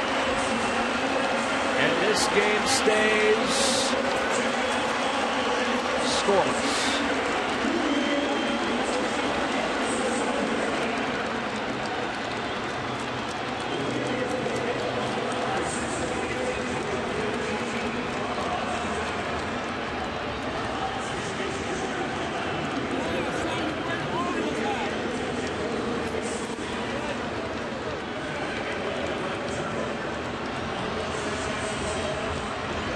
As if that arm started to bend just before his hand got to the dish.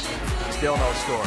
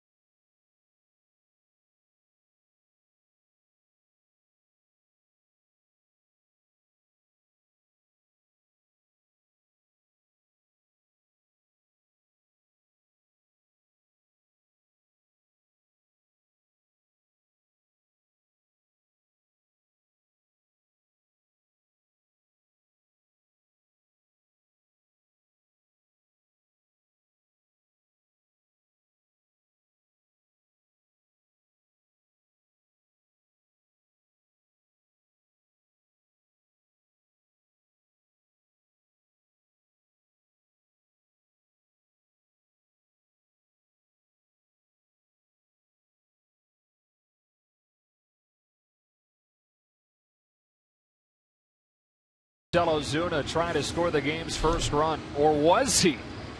I mean, you see SNIDER, he pulls that left arm back, the right arm kind of swimming around, gets the tag. Is he touching? I mean, just too close to ask for a challenge because you don't want to lose that yet.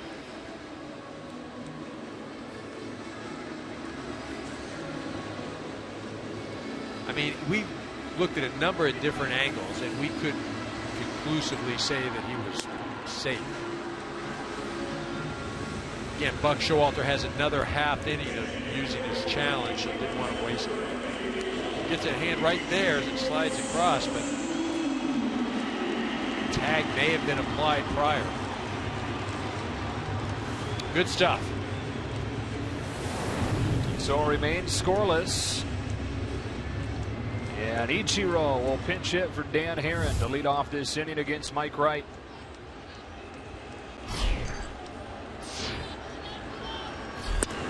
passed Babe Ruth on the all-time hits list yesterday.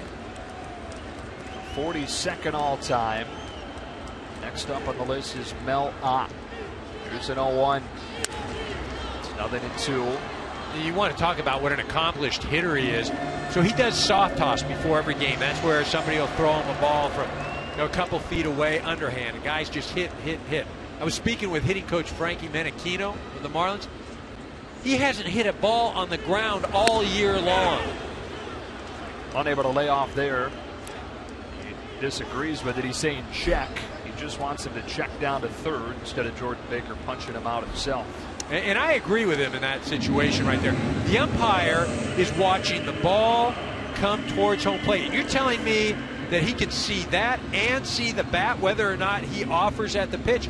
Ask for help. That's all a hitter wants. Ask for a little help. Probably goes right there. But again, you're telling me that you can see the pitch and the bat at the same time?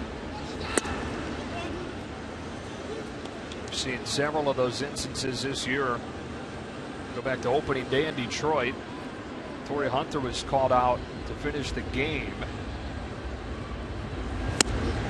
when he thought, I believe it was Joe West was behind home plate. I believe Joe West should have asked and didn't. Made some comments afterwards, and maybe Joe West had a date to get to. 2-1-1 to D. Gordon, and he pulls a base hit to right. Over to cut it off is Young, holding Gordon to a single. On to the fourth into the homestand for Gordon. The man on with one out here in the sixth. This pitch down and away. D. Gordon just gets the bat out there. Again, he's the type of guy that just has to make contact, put the ball in play. Doesn't necessarily need to have that perfect swing to drive the ball. He puts it in play. He creates issues for the defense because of his speed. Use that speed to get a franchise record 4 steals in last night's game. As Marcell Ozuna comes up, saved a run with his outfield assist to finish the top of this inning. And now at the plate, takes a fastball down the middle for a strike. Those 4 steals last night give him 16 for the season, which places him second in the National League. He also leads the National League, having been caught 7 times.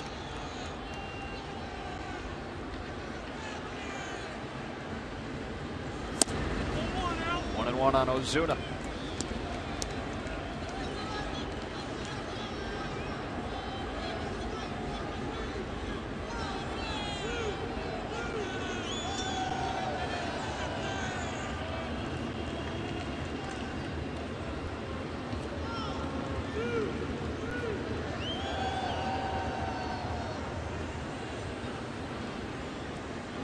Gordon started to move towards second. And Wright took a peek over the shoulder, checked him back.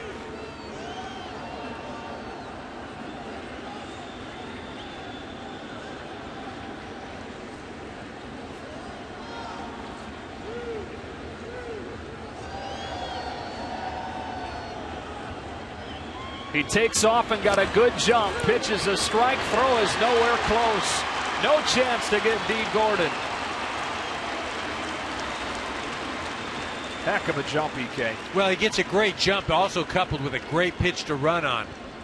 Basically a hanging slider. He's got a running start right there. Joseph, no opportunity to throw him out.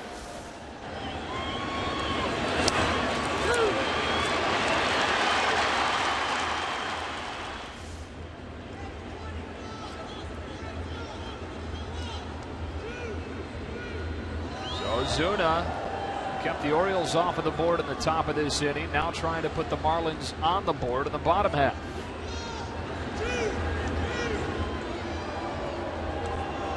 Gordon last night reached base to begin the game, stole second, then promptly stole third, and scored the game's first run on a Giancarlo Stanton single.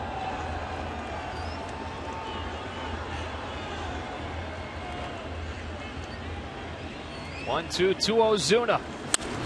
Hit sharply to second. That will advance the runner. Paredes throws out Ozuna. Gordon to third. 2 gone, and Giancarlo Stanton comes up. 3 things you need to know about him. You know about me is my favorite food is Mexican. I listen to all music except, I'd say, heavy metal at all times, before games, after games, at home. And I love to travel.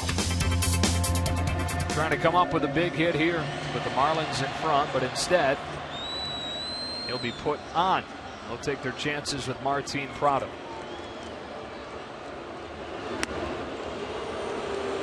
Smart thing to do. The only Marlin hitter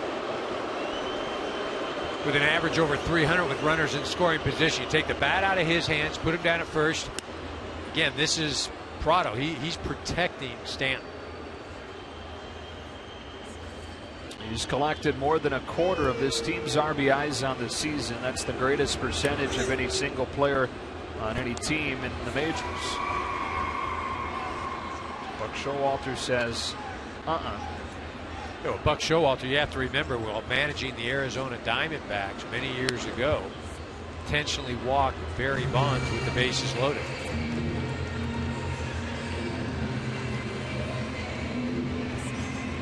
Carlos Stanton put on. Martin Prado comes up.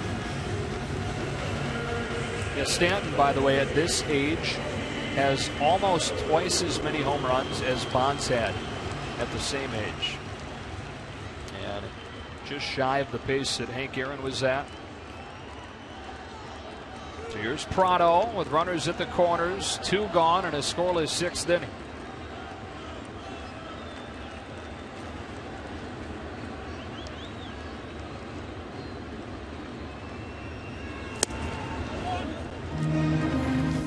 Prado's 0 for 1, grounded out to short in the 2nd, and then was hit by a pitch in the 5th.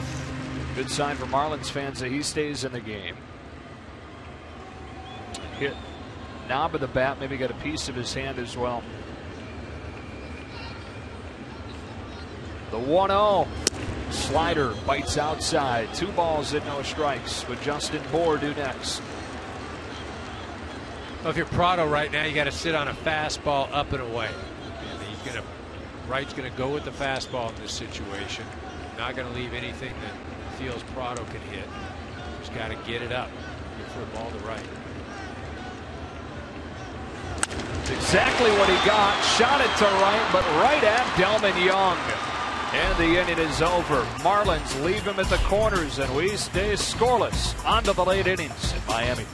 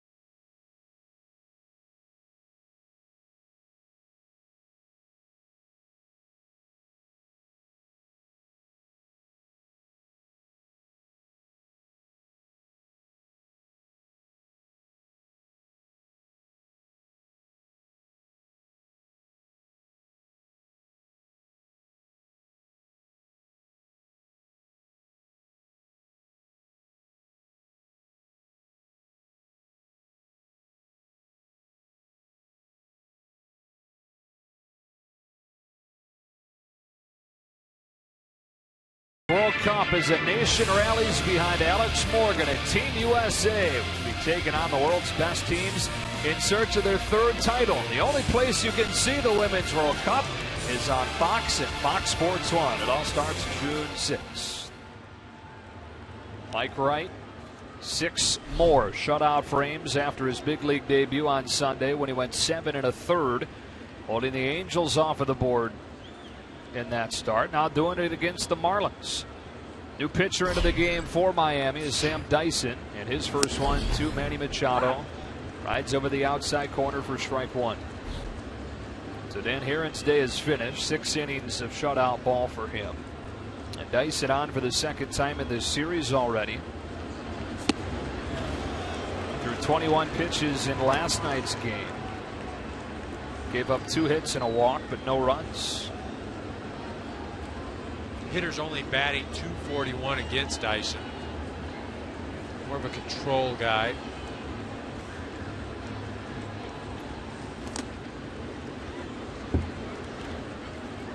That's where the Marlins have really struggled as of late.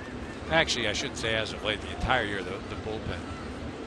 Obviously the closer situation, but the starters haven't gone deep. You got to go to the bullpen. The bullpen gets taxed and tired. They get overworked. Machado drags a bouncer to third. Prado throws him out for the first out of the inning. Yeah, they're 4 for 12 in save situations this year are the Marlins. You think about had they won those 8 games, how much different it'd be. Time for a game break now. Ryan Field.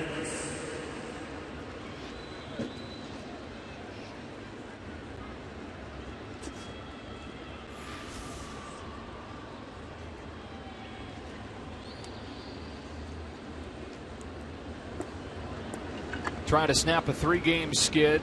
They're 19 and 23 overall in this jumbled American League East. With the Rays out in front, Jimmy Paredes over the top. A pitch that dives in there, and it's 0-1. That's the thing. This American League East, nobody's separated themselves, and it doesn't look like any club will separate themselves. All of them have their flaws. They all have the capability to play some decent baseball. But look at right now, you've got Tampa Bay. The pitching has been exceptional. Baltimore, the pitching's been, and at the end of the day, that's what's going to separate everybody. Whoever can get that good starting pitching. Nobody's going to bang their way to the postseason. The Rays will add Matt Moore at some point this summer, back from Tommy John surgery, to bolster that rotation. Dealing without Alex Cobb, he's done for the year.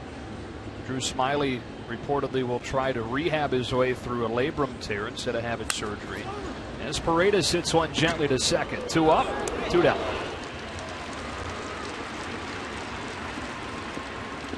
Use hashtag this all season long to share the amazing moments that only happen in Major League Baseball. I know Eric Karros is tweeting hashtag this as we speak. Focused on this 0-0 ball game. The Orioles had a number of opportunities. First 5 innings, they had 2 runners on in each of those innings, unable to cash in. Yeah, the only base hit they've had with runners in scoring position today came from their pitcher, Mike Wright. But Travis Snider was thrown out at the plate by Marcell Ozuna. Adam Jones takes ball 1.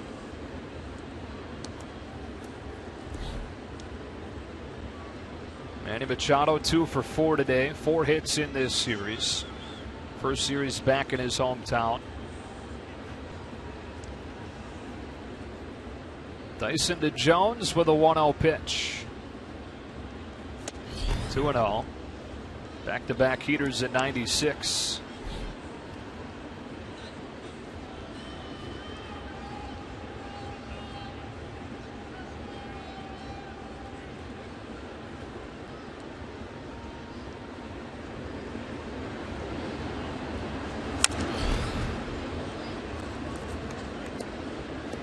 Hey, he's getting it up there. 96, 97 right now. Got some movement. Again, I said earlier, more of a finesse guy where he has to hit his spots. Obviously, with that velocity tonight. Ready's for a 2-1 to Jones, who hits a bouncing ball to third. 3 ground ball outs in a 1-2-3 7th inning. Executed by Sam Dyson. Stretch time and no score.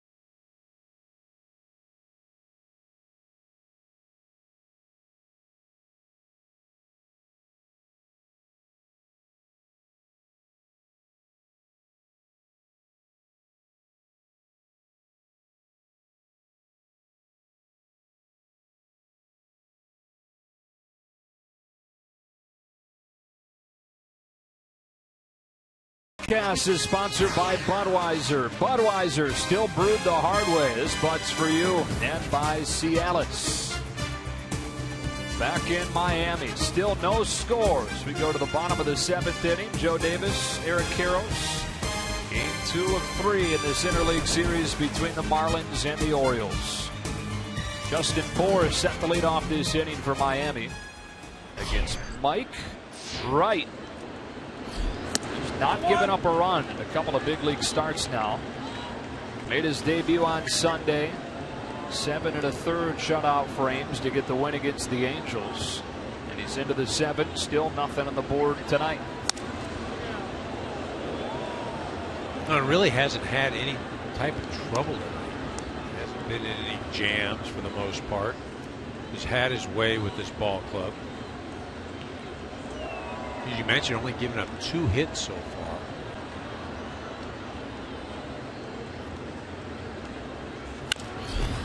Chopper to short, Hardy.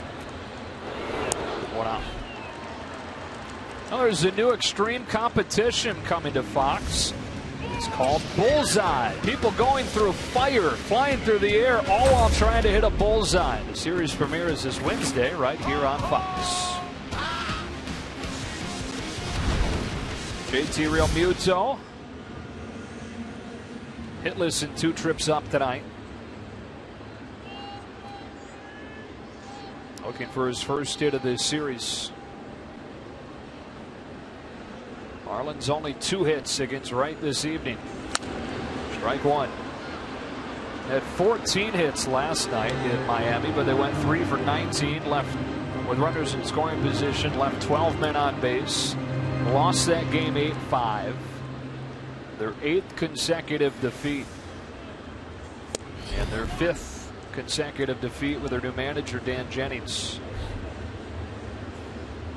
Started the season 3-11, then won 9 of 10 to get back to 500 in early May. But now 4 for 15, or 4 and 15 over their last 19. Well, they had a tough stretch. They had a road trip, Nationals, Giants, Dodgers, and didn't go very well. They could have easily won all 3 of those series, but instead came out on the short end.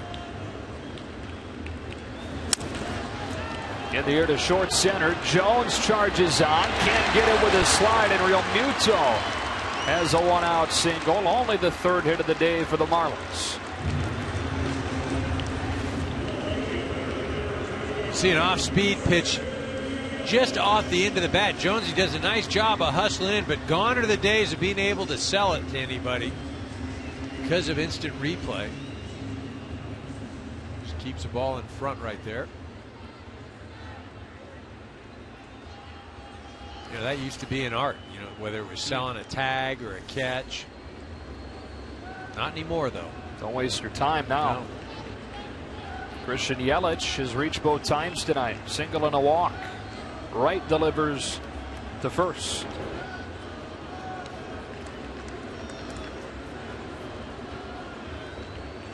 $7 years, $49.5 million contract signed by him in the offseason, which flew under the radar some because of the record-setting deal that Giancarlo Stanton signed. 13 years, $325 million.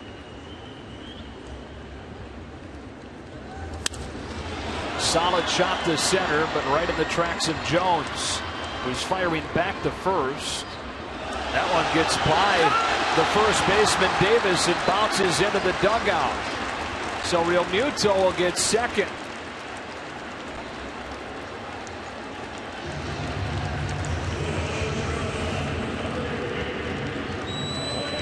Adam Jones trying to make the great play right here. And Chris Davis does a nice job of trying to keep it in front of him. Catcher Joseph is behind him. It takes a funny hop. Gets by him and into that dugout.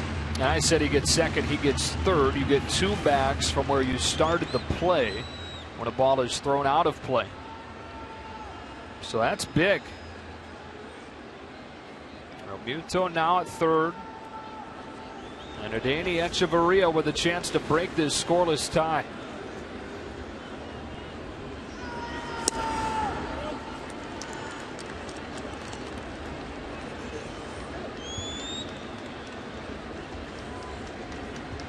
Well, you got the pitcher's spot up next, but Michael Morris out there in that on-deck circle. They're going to put Echeverria on and bring out Morris. Boy, if you had told Marlins fans that you know, prior to the season, that a month and a half into the season you would walk the 8-hitter intentionally to get to Morris, probably not going to be a very good sign. No, Michael Morris, a number of big hits for that San Francisco Giant ball club last year.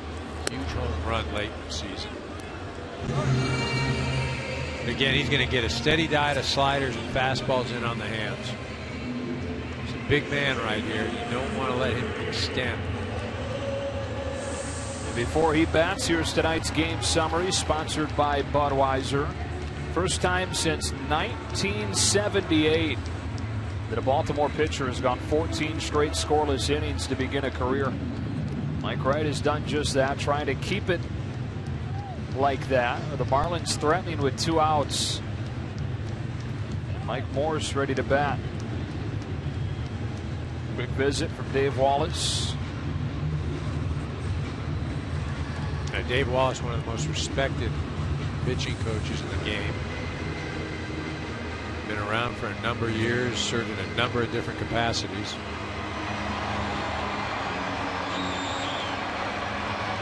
There's Dave. The Dodgers, the Red Sox,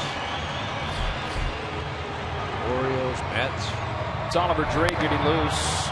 This would be his big league debut. He's called up earlier today. Well, you keep talking about maybe, you know, is this the moment? Is this the moment? Is that the moment that turns things around for the Marlins? Could a Michael Morris pinch hit, base hit here get them going? He's 2 for his last 21. He's been relegated to a bench role. Sliders and fastballs coming up, boys. Slider for a strike. That's a big difference, 0-1 or 1-0. I mean, as a hitter, you're just like, oh, you almost go on the defensive 0-1. Again, you're going to be sliders away, fastballs in off the plate. Went to the fastball and missed. 1 ball and 1 strike. The guy that signed a 2-year, $16 million deal in the offseason after winning a ring last year with the Giants. REALMUTO at third, Echeverria at first, and Wright's 1-1 to Michael Morse. Slider cut on and miss, 1-2.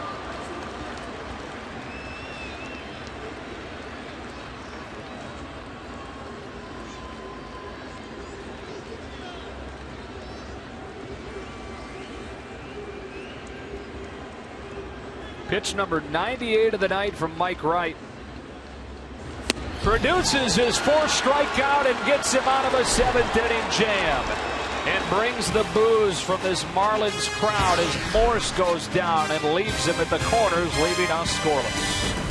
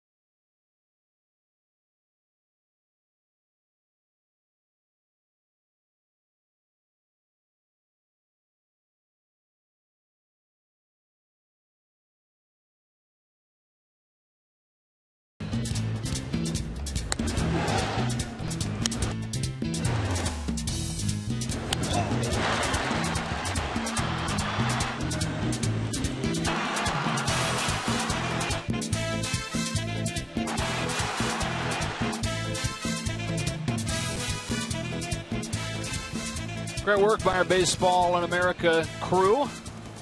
No score. 8th inning. Chris Davis sent to lead things off against the 3rd pitcher of the day for the Marlins, Mike Dunn. And Davis pops the first one gently to shallow center. Out on it goes Gordon, giving way to a charging Yelich. 1 pitch and 1 out in this 8th. Chris Davis is 0 for 4. Watch your favorite team and players all season with MLB.com at bat, the #1 app for live baseball. It's up to the moment at any moment with in-game highlights and more. Get MLB.com at bat now. Delmon Young hitless in 3 tries today. He and Davis happy to see somebody other than Dan Herron who had their numbers. Dunn starts him with a breaking ball, strike 1.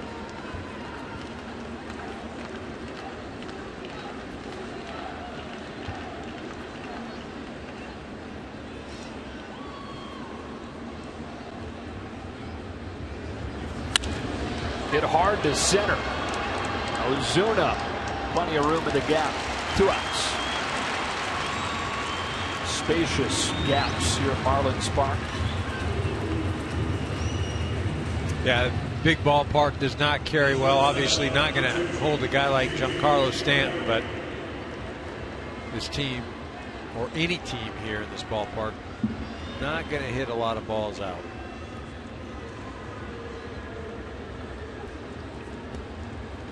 So that's 5 up and 5 down for the Marlins bullpen. J.J. Hardy now. First one from Mike Dunn. Fastball to 96 that's up. Hardy 1 for 3 today. Missed a bunch of time to start the season with that left shoulder injury that he suffered towards the end of spring training. Wasn't activated until May 7th. And he said that it's felt like spring training, getting thrown into the middle of a season and trying to settle in. Yeah, very tough to get acclimated without a real spring training, but he's so valuable to this infield, to this ball club, just the things that he can do. We talked about what he did last night, bunting with 2 strikes. Just a selfless player. Buck Showalter loves him on this ball club. He was saying earlier this week that right now feels like he's changing something up every time he steps into the box, tweaking the way he's gripping the bat, he opened his stance a little bit. He's trying to find something that feels right because not much does at this stage for him. Here's a 2-1 and strike 2.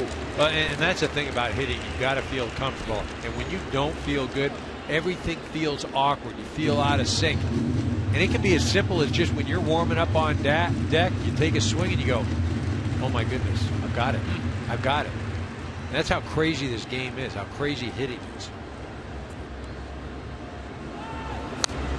Can it go the other way where you're in the box and you said it feel right? No, it doesn't. It doesn't. Usually if you're going well, it's going well. You know, it takes a good couple of at-bats or a couple of games before you go, wow, this isn't going too good right now. Takes a while before you're laying on your back in the hotel room staring at the ceiling. Staring at the ceiling going, how did I get here?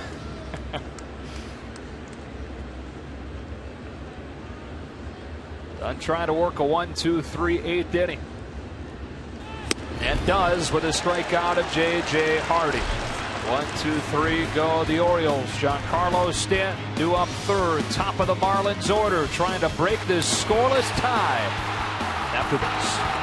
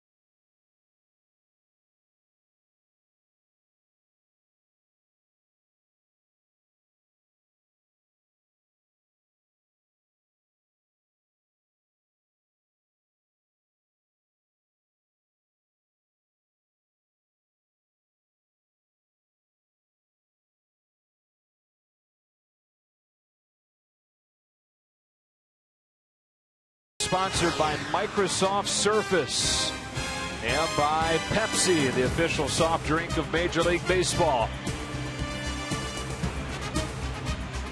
No score, bottom of the 8th inning. Orioles have had their chances. Marlins have started to generate some chances over the last couple of innings, but neither team able to break through. Darren O'Day is on to face the top of the Marlins order, and D. Gordon, who is 1 for 3 today. He attacks the first pitch and hits a lazy fly ball to left. Travis Snider, 1 pitch, 1 out.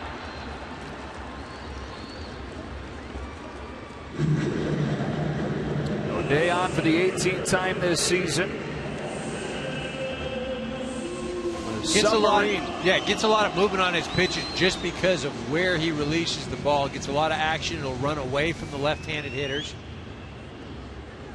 Right-handed hitters, he'll throw that slider as well. The fastball will bear in on the hand. Slider will run away. This is a guy you really, as a right-handed hitter, you've got to think about going the other way. You've got to think about going to right center. Marcell OZUNA drives one to left. Snider paused at first, then came on. And 2 pitches to get the first 2 outs of this inning.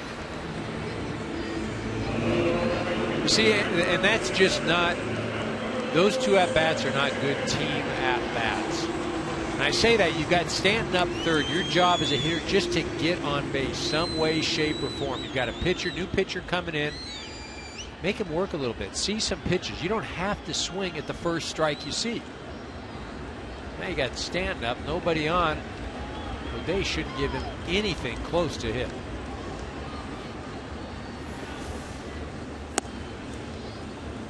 And he's ditched the face guard, which he will sometimes do. Well, I'm not sure I'd be doing it against a guy coming sidearm submarine at me from the right side.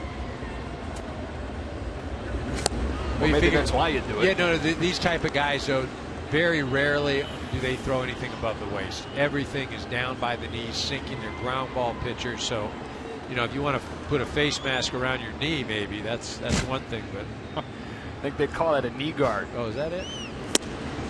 Lays off, 2-1. Overshift on Stanton, who has homered 166 times in his career already. A dozen of those coming this season. Many of them moonshots. 2-1. Off speed, fouled back, 2-2. That was his pitch right there. O'Day made a mistake, left it over the middle of the plate. Look at this thing, it just kind of backs up. Oh! That was it right there.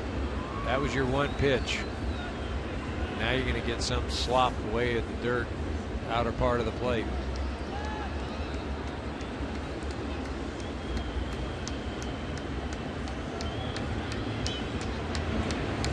Gave him another one to hit.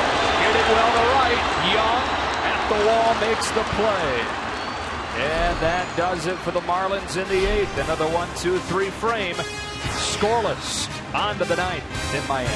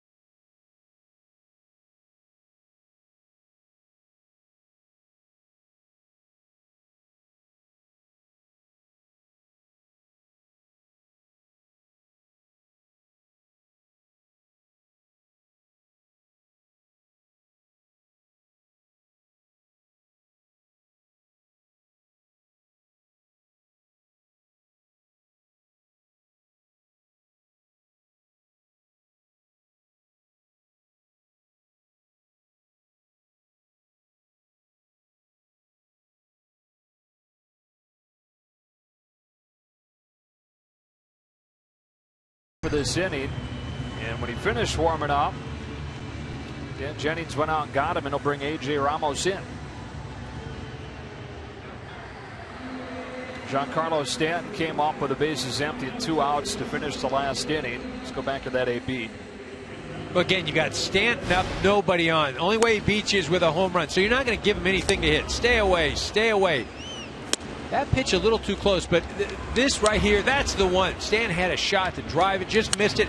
This one gets too much of the play. I mean, I think O'Day, he got away with something. 2 pitches that Giancarlo would probably like to have back. Now we've got the pitching change right now. The reason for that, Pierce was announced. So they had Pierce facing the lefty Dunn. Jennings doesn't like that matchup. He goes out. He gets Dunn out of there. Thus, righty versus righty coming up. And A.J. Ramos, who has become the closer with Steve Cishek's troubles. Ramos pitched 1 inning last night, 25 pitches, didn't give anything up. And where Mike Redmond was going, or at least publicly saying closer by committee, Dan Jennings, one of the first things he said was that A.J. Ramos is my closer, and he has proven that this week without any save situations by putting Steve Cishek in middle relief. Well, obviously something needed to be done with that back into the bullpen, just if for no other reason to give Steve Cishek just a breather, something to reset, because there's nothing, on a ball club, when you lose games, you can lose it because of the pitching. You can lose it, you make a bad play, or offensively you're not swinging.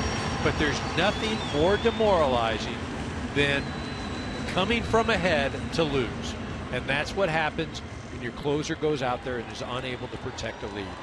Just frustrating. It's just, not only do you lose a game, but it's a kick to the midsection. That's been changed here. The Orioles have the bottom third due up here. Steve Pierce, you mentioned EK, had been announced. Will hit for Travis Snider, then Caleb Joseph, then the pitcher spot. A.J. Ramos starts his day with ball 1. Slider that never broke. Pierce last year had a career year, hit .293, but has answered that with really more than regression. He's now having the worst numbers of his career. Strike 1.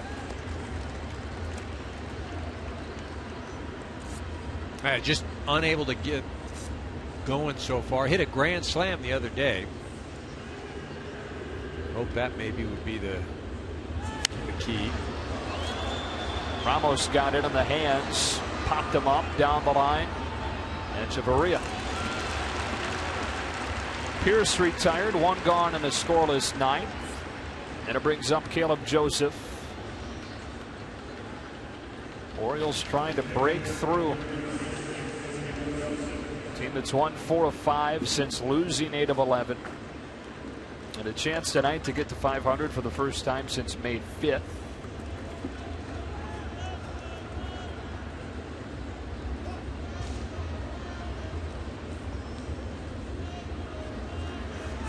Now, just to show you how quickly things have spiraled downhill for the Marlins, I mean, we just mentioned that the last time the Orioles were 500 was May 5th. The Marlins were 500 3 days before that.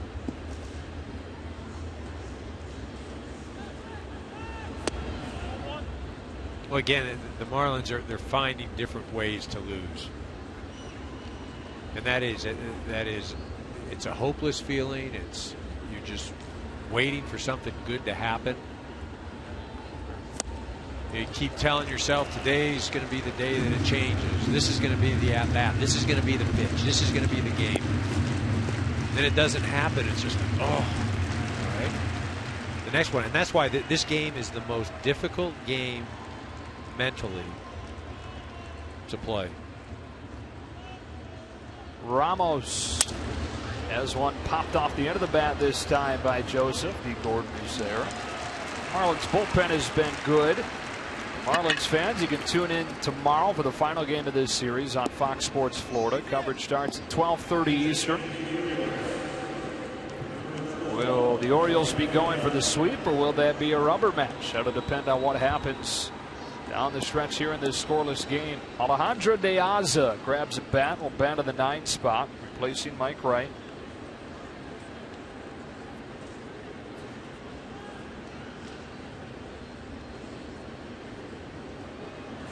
Start of the season, was close to an everyday player and was sitting leadoff, replacing Nick Markakis in that leadoff spot, but he has struggled and is now coming off of the bench most of the time for Buck Showalter. 1-1. Former White Sox, acquired last August. Actually debuted with the Marlins back in 2007 and then went to the White Sox 2010. Strike two. Ramos doing a real nice job of mixing in the breaking ball, the fastball, hitting spots.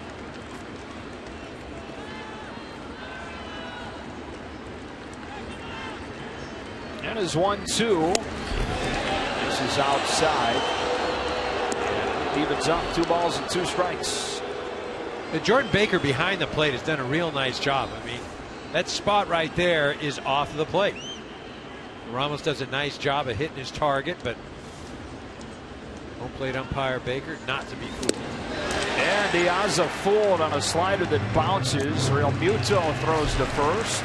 And that's 3 perfect innings for this Marlins bullpen, giving the offense a chance to win it in the bottom of the 9th. Still no score.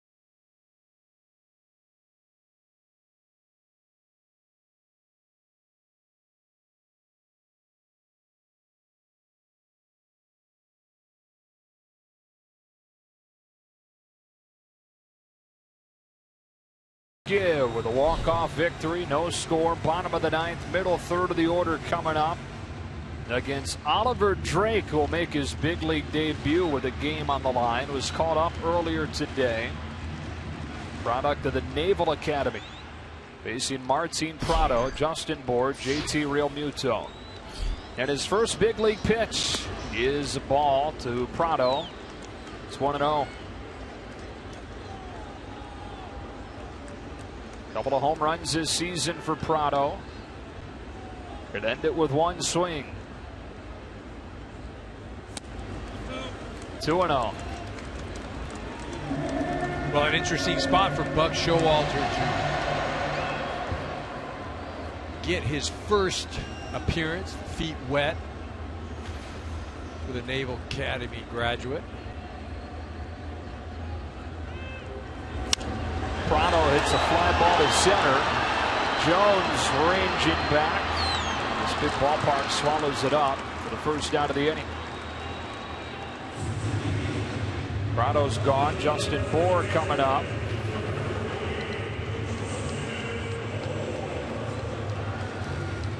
Average below 400 with the 0 for 3 tonight.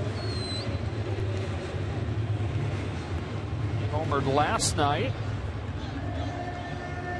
And has 2 of them this season in his 22 games.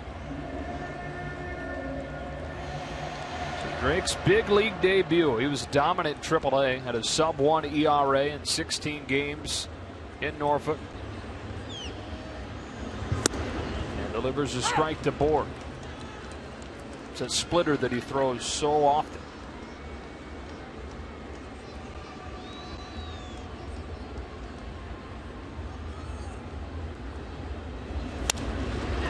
Slapped into the shift. PAREDES, 2 gone.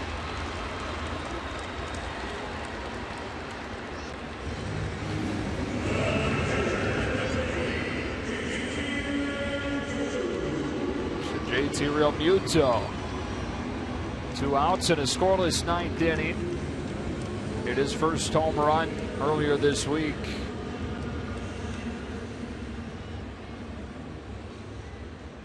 Made his big league debut back in April, facing a guy making his big league debut tonight. And Drake not showing any nerves at all.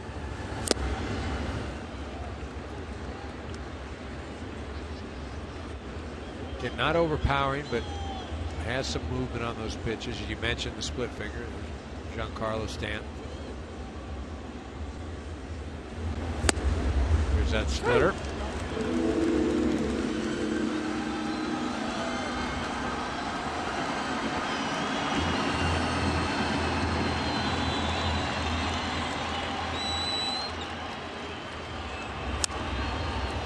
REALMUTO hits it in the air to left.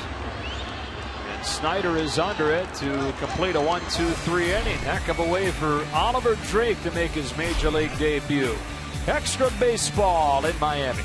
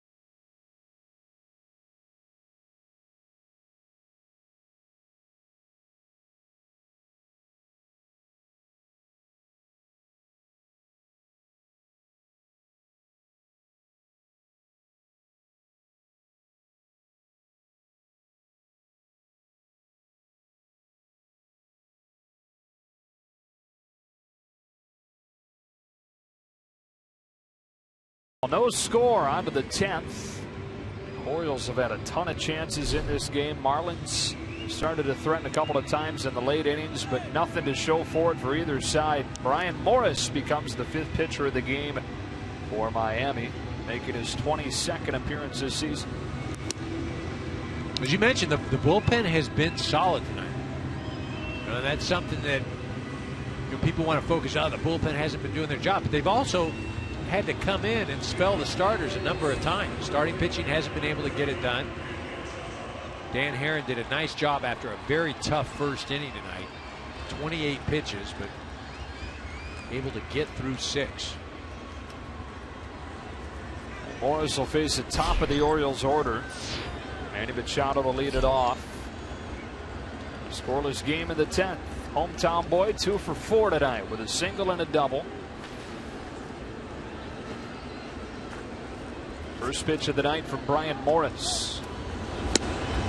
Slider for a strike. With the second extra innings game the Orioles have played this year. They won their first one. Marlins are 1-1 in extra frames. 0-1 to Machado.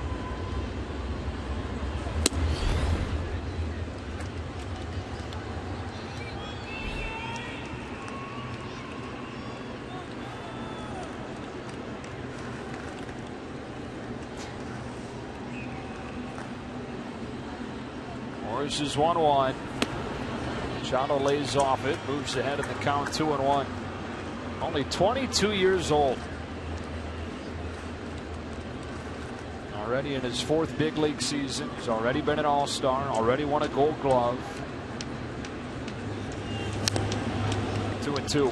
And Morris doing a nice job of staying out in the heart of the strike zone, running everything away, fastballs, breaking balls. Again, this Oriole ball club more of a station to station. Machado really the only guy that will run. Got 7 stolen bases.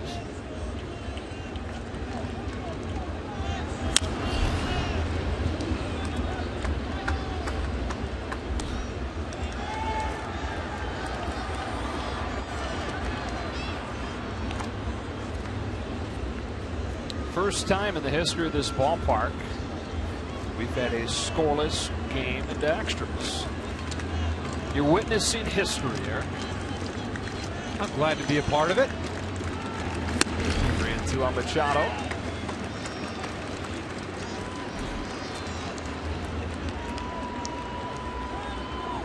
Paredes and Jones to follow in this inning. Baltimore trying to get its 5th win out of the last 6, trying to get back to 500 for the first time since May 5th.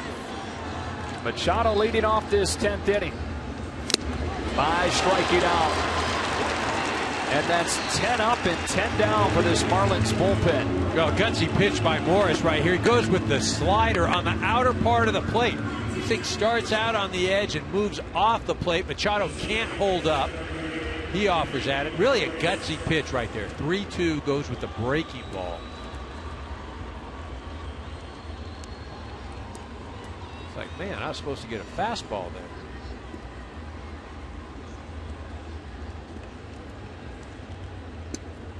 Paredes now.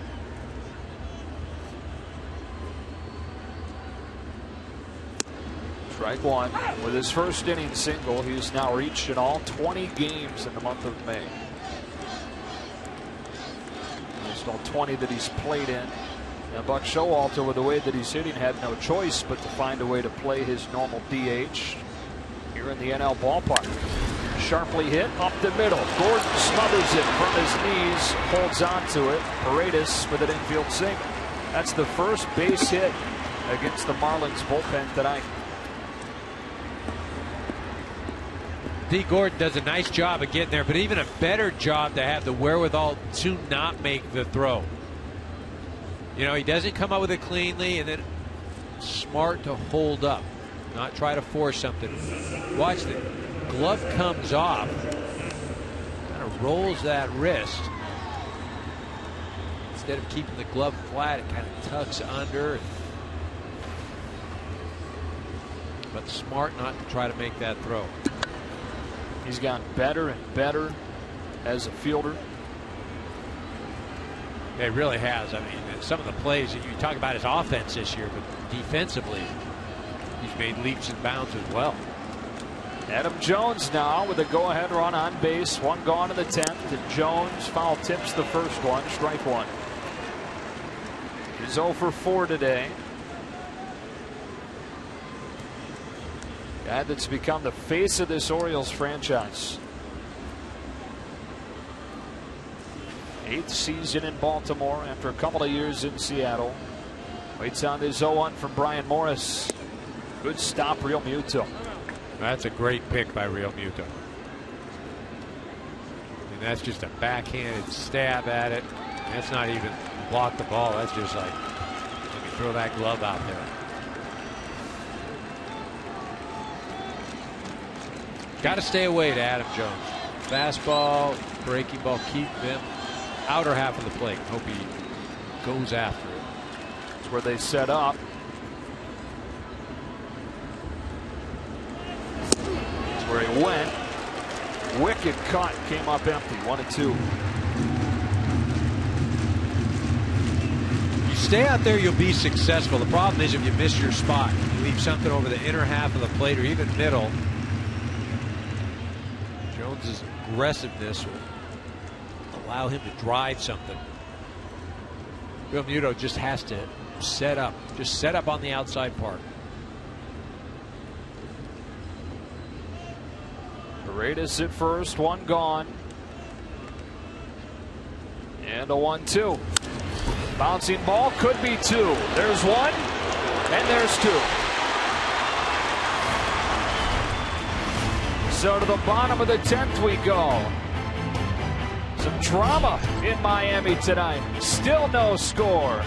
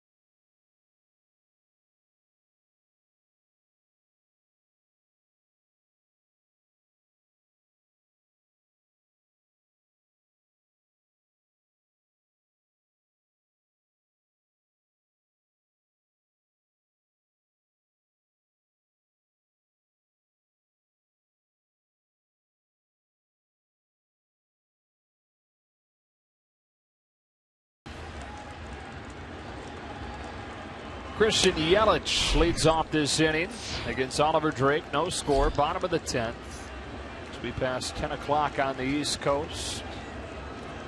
Drake's second inning of work, not just in this game, but in his big league career. 1 ball and 1 strike on Yelich. He worked the 1-2-3 ninth right through the heart of the Miami order. Yelich has some home run power. Waits on this 1-1. Floats in 1-2.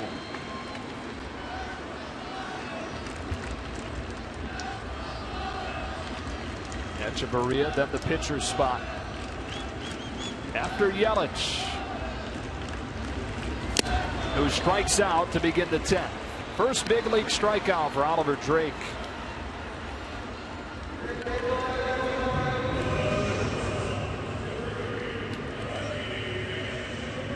Well, Drake goes with the fastball right here, 93 miles an hour. But why it's so effective is he's throwing that splitter at 81, 82. So you're talking a difference of over 10 miles an hour. How do you get hitters out? You disrupt their timing. Doing a great job so far. Retired all 4 that he's faced. Now gets to Danny Echeverria. Who's hitless so far tonight. Started him with a splitter, missed up and away. That is Donovan Solano due next.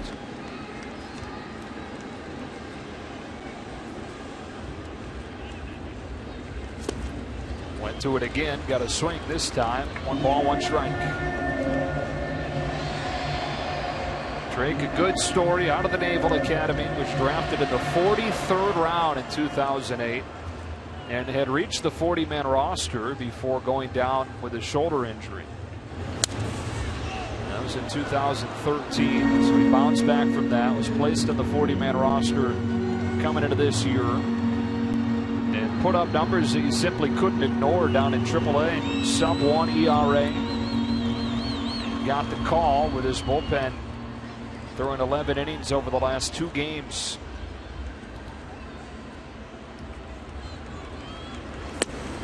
Fastball is low. Echeverria lays off. 2 balls, 2 strikes. 1 swing could end it. A scoreless 10th inning here in Miami.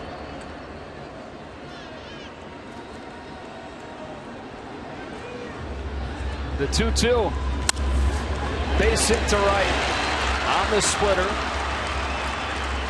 Took it the other way. Winning run is aboard for the Marlins with 1 gone. Well, Echeverria waiting and driving this ball to right, and that's the way you're going to have to approach Drake. If you're thinking you're going to go out, get that head out, and hit that fastball, that's where you're susceptible to that splitter. If you take the ego out of it and just say, all right, I'm going to go to right field, you'll be on the splitter. You let the fastball travel, you'll be able to drive it. But try to get that fastball, splitter will eat you alive. Donovan Solano, only 25 at-bats this season and only 4 hits. Do you send Echeverria? Yeah, he's got to run at some point. No question. You got 1 out right now. You got the 9th spot up.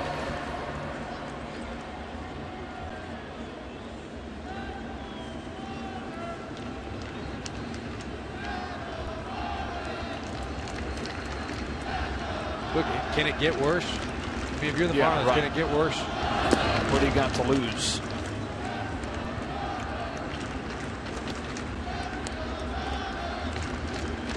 And Jennings hoping to push the right buttons and get his first big league managerial win. Get his first win as a head man since the early 80s as a high school coach in Alabama. A lot of people rooting for him, too. One of the nicest guys in the game.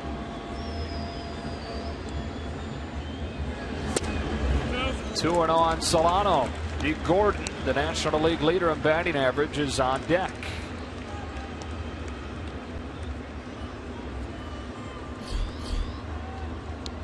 Hey, this is a great spot to put the runner on the move, maybe even a hit and run right now. Good lead. Not running. 2-1. And see, and the reason I say that is because, again, so he throws the split right there. If you throw the split, you're going to have a great opportunity to steal that base. It's a slower pitch, a little more difficult to handle.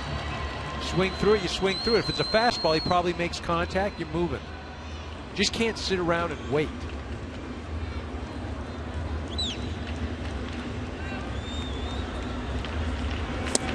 Two and two. On Solano. Yeah, and both those pitches, the splitter. And Solano's geared up for that fastball. I'm going to go out and get it and just way out in front. And now you're thinking. Well, no, I'm still, if I'm trying to hit the ball to right field or waiting, I don't care if the fastball, I'll hit to right field. I'm waiting on it. The splitter, I'll be ready to hit it. Splitter back up the middle, base hit. Donovan Solano with a pinch hit single. 2 on with 1 out. Dee Gordon comes up with a chance to win it.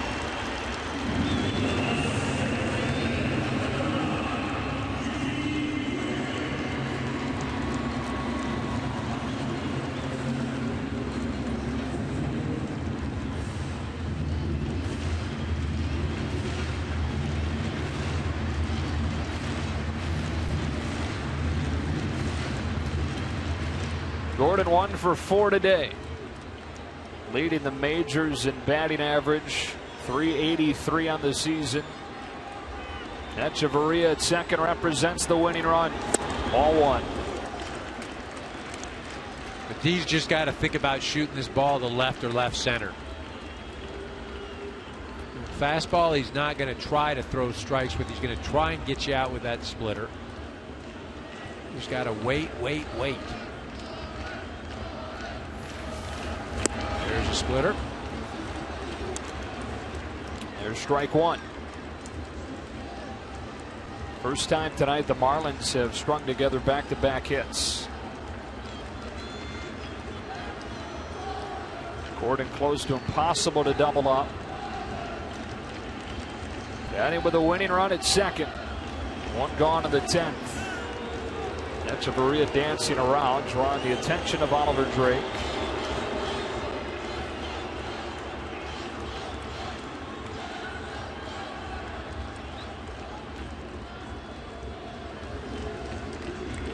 Drake to Gordon with a 1-1. Muscled to the left side. Picked up by Machado. He'll get the out at second. Up to third goes Echeverria. And it'll be up to Marcell Ozuna.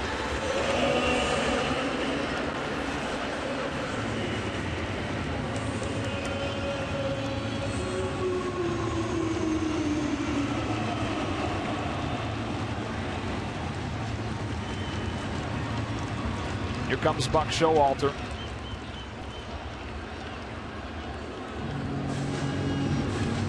Nothing going on down in that bullpen. Well, I think what you go out and discuss is, what do you want to do with D. Gordon? Do you want to try to throw him out? Is he going to steal? All those sorts of things. You're going to hold him on? You're not going to hold him on? If I'm D. Gordon and if I'm the Marlins, I'm putting the stop sign on and you're not going anywhere. And the reason for that, you keep the first baseman at first base. You leave that hole open on the side because that's irrelevant him running down there. Can he possibly beat a force out, or then there isn't the force? Yeah, but I'd rather have that hole on the right side, especially with what Drake, the forkball, the fastball, the ideal spot, go the other way. See, they're not even going to hold him. They don't care, which is smart. Showalter's, way ahead of things. The only runner that matters here is Danny Echeverria down at third. Marcell Ozuna takes a splitter down the middle, strike 1. Gordon takes second. The fielder's indifference. His run doesn't matter. Last time Ozuna had a walk-off hit last May. Got to think going the other way. Up the middle, other way.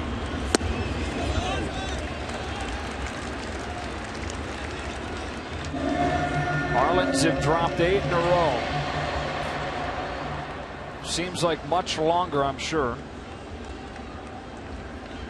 Dropped all 5 under the new manager, Dan Jennings. 1 swing from getting him a win. 1-2. See, and you can also, if you're at second base, you can see the grip that Drake has in his glove. I mean, so as a base runner, you can transfer, you can give that sign to Ozuna, the hitter at the plate. And you can see every time with his grip, he'll start with the splitter, and once he puts it in the glove, we've been able to see it. Here comes a splitter, boys.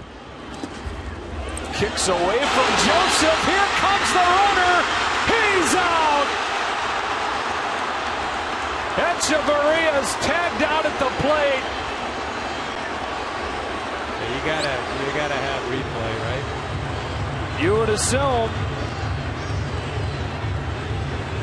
Called out at home by Jordan Baker. Let's see.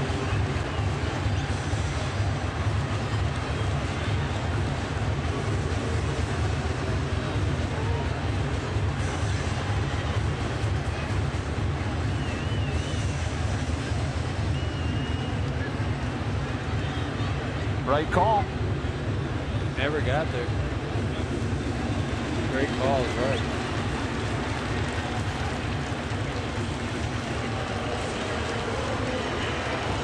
And so we play on.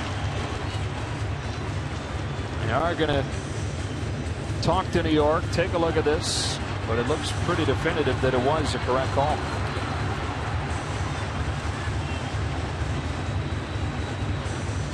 skillfully done by Drake. Really was. It had the plate blocked with his right foot. Look at that. Just plants it down there. And especially if you know the head first is coming in, you can block whatever you want. If that spikes first, that's a little different animal.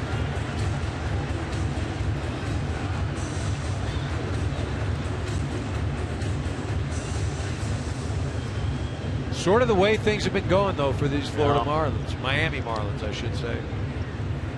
Just cannot buy a break.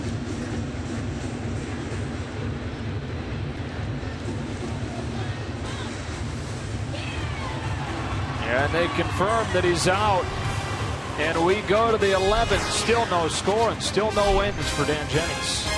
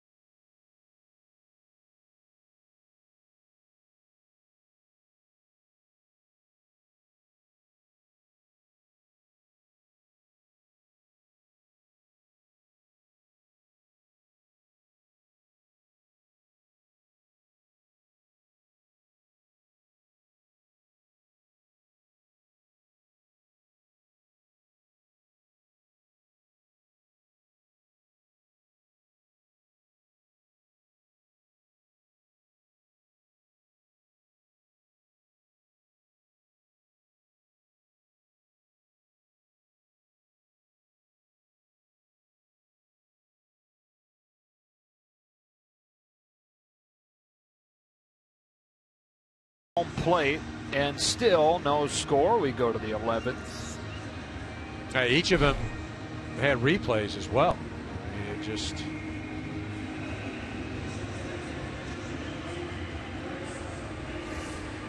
there was a discussion during our commercial break. Dan Jennings going out and talking to the umpires, and what we can assume is that he was asking, was there a lane? Can he get to home plate? And clearly, from that view, there's no lane.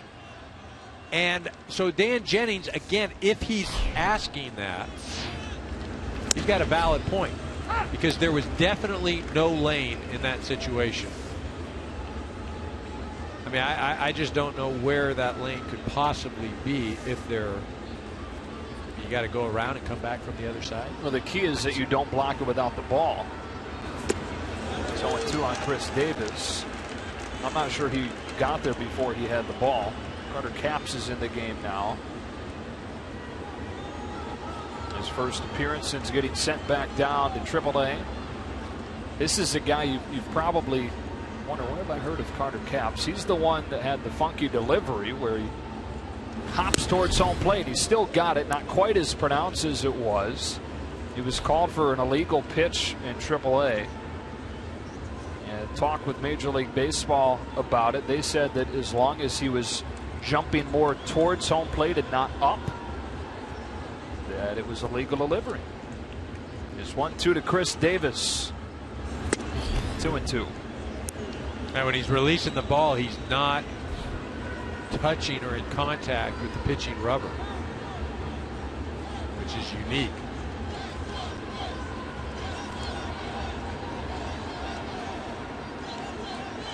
Davis Strikes out again, the 4th time tonight, the 61st time this year. One away here in the 11th. But Cap's not messing around, going right after David. It's just a good old hard fastball. Blows it right by him. Yeah, Cap's not a lot of fun if you're in that batter's box. Guy jumping at you, coming at you with 97. It's got to be hard to time, too. My bad, 99. Yeah. You know, you forget the time. It's not comfortable. I mean, you're just not. There are certain guys you get in a batter's box against, and you could set down an anchor, and it doesn't matter how hard they're throwing. It's just, you're good to go. There's other guys where it's like, I'm not so sure I really want to get in here. And Caps is that sort of guy. Jordan Walden also throws like this. Little hop where he's actually in the air. At some point, both feet are off of the ground. Which seems counterintuitive to getting leverage. And you see, watch this. Go a little bit one. It's completely unconventional.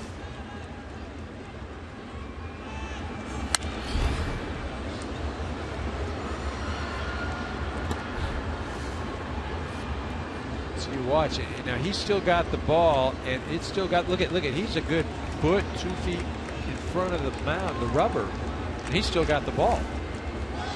Makes a big difference. Yeah, that's 99 going across the plate, but that's 99 at like 58 feet or 57.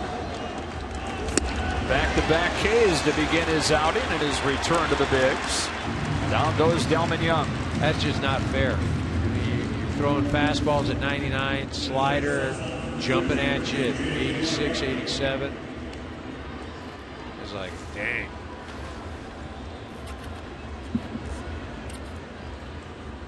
And that's the thing with this Marlin ball club is they look at the individual talent and the ability of these guys, and you just shake your head and you say, how can you be in this situation?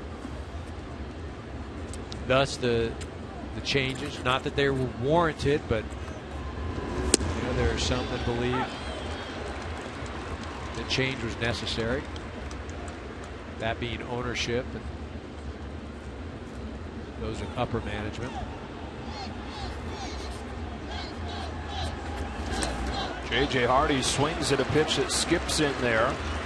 Caps with the chance to strike out the side. And that's when you can tell that a guy has just got great stuff, is when you see swings like that from big league hitters, accomplished big league hitters.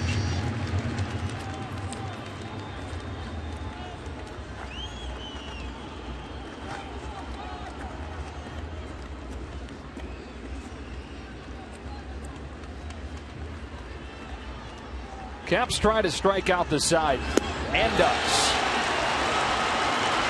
Giancarlo Stanton bats second, the bottom of the 11th in a scoreless game.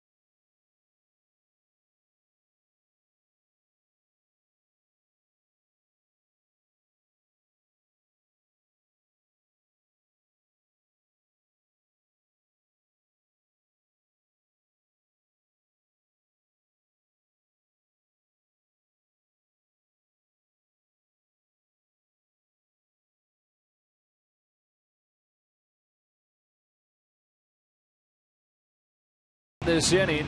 No score, bottom of the 11th. One swing can end the game and can end the 8-game losing streak the Marlins find themselves in. Marcell OZUNA was at the plate with runners at the corners in the 10th. And Adeiny Echeverria thrown out trying to score on a ball that bounced a few feet away from the catcher Caleb Joseph. Oliver Drake stays in. And a rocket knocked down at first by Davis. He'll take it to the bag. One pitch and one out. And the debut for Drake has been an impressive one so far. Now he faces Stanton.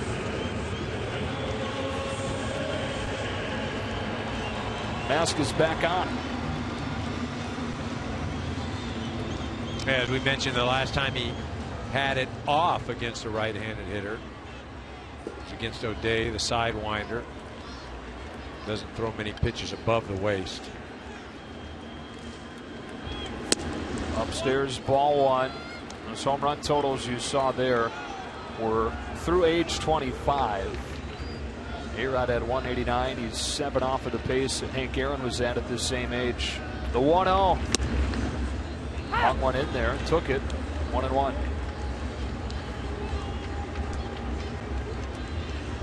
Second in the NL, 12 home runs this season. Here's the 1-1. Fastball, strike. Drake continues to just go back and forth between the fastball and the split. Well, you can see, I mean, from our camera angle, I know if you see a dot, if you see the white, see that's a splitter. Got him with a splitter. Stanton down on strikes and 2 away in the 11th. You see those pitches just dive out of the zone. They look good to hit, and then they just boom, drop. And again, it doesn't do much good if we're sitting here at home and we're talking about, we know what pitch is coming.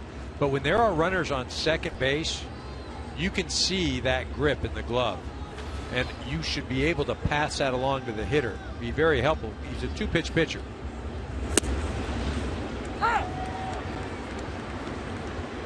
Is there any way to protect against that if you're Drake? Is it something he's doing wrong? Well, you just got to hide. You got to just use the glove, maybe a different angle.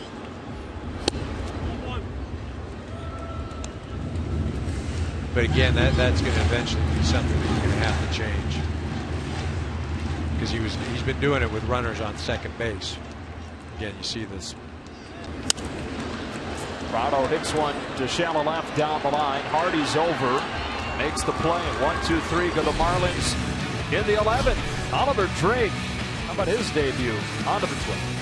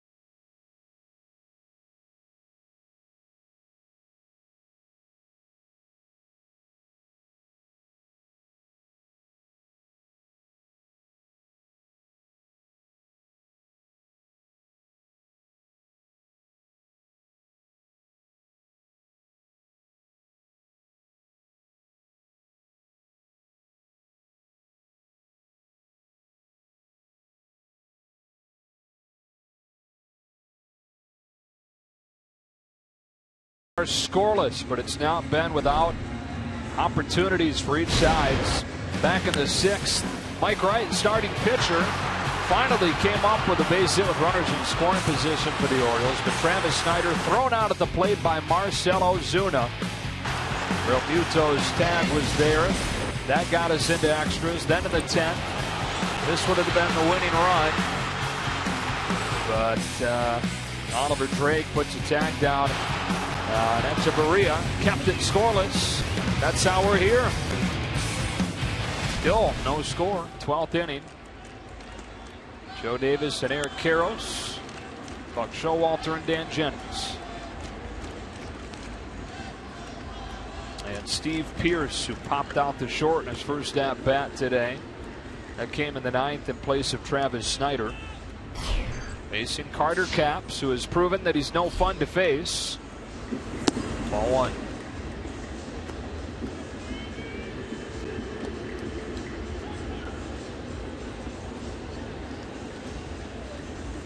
Capps caught up on Tuesday with Jared Cozart going on the disabled list. Seems like everybody in that rotation is on the DL at this point. Capps pitched in 1 game in early April, spent a month in AAA, ironing out that delivery. Major League Baseball requested that he drags that back foot a little bit more. 99 on the gun. 1-2. Dude, forget 99, but that's low and away. I mean, just location-wise, that's not fun. I mean, you can throw 90, and if that's that location, it's going to be an awful lot of trouble. Throw another 9 miles an hour on it. Hang with him, brother.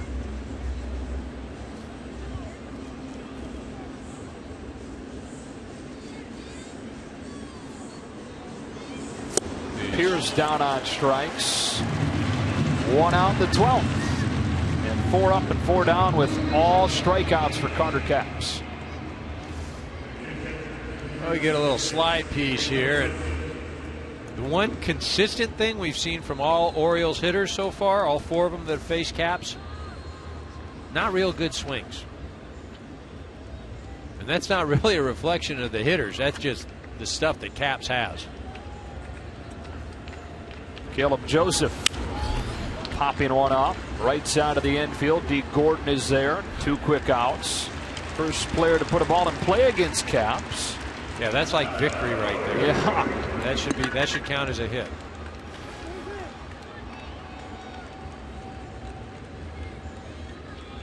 Pinch hitter coming up out of the 9 spot, David Lowe. Orioles only 1 hit over the last 5 2/3. That is against his Marlins bullpen. The only hit was a Jimmy Paredes single in the 10th. It was quickly erased by a double play. So the bullpen, over close to 6 innings, has faced the minimum.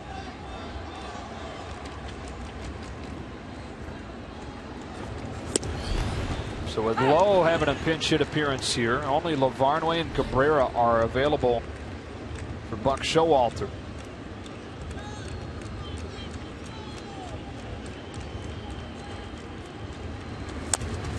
Big bouncer. Capps has got it. That's 6 innings facing the minimum for the Marlins bullpen. Can they score a run and snap this 8-game losing streak?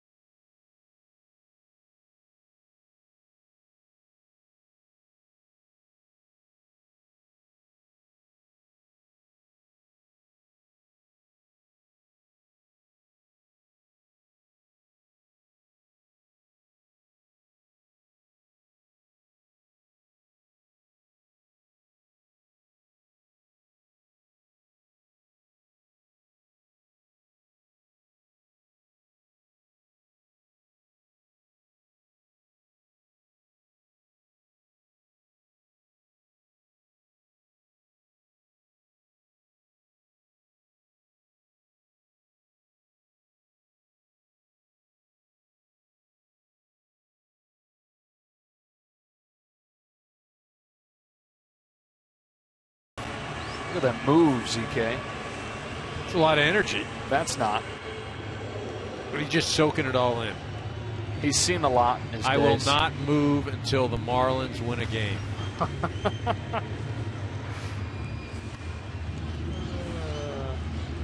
Hasn't moved in more than a week. There you go. That could be a sign. That could be the good luck. Justin BOUR leading off this inning. Brian Mattis is the fourth Orioles pitcher. Strike one.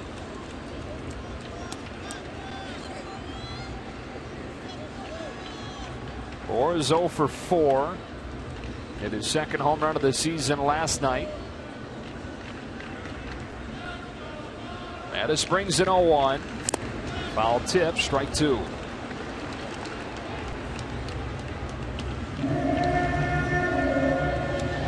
13th appearance for Brian Mattis. He's been rumored as a trade candidate. 7th big league season, all with the Orioles. And his 0-2 to Justin BOUR.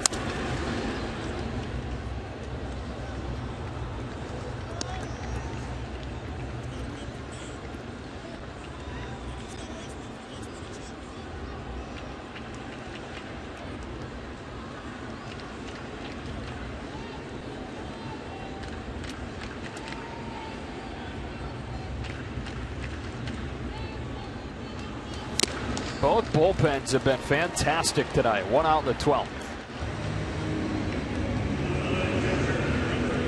Well, the tough thing that happens when you get in these extra inning ball games is a hitter, you want to end it with one swing. So the approach is a little different. You're not trying to manufacture runs. You're up there trying to hit one out of the ballpark. You know, especially the later and later this game goes on. REALMUTO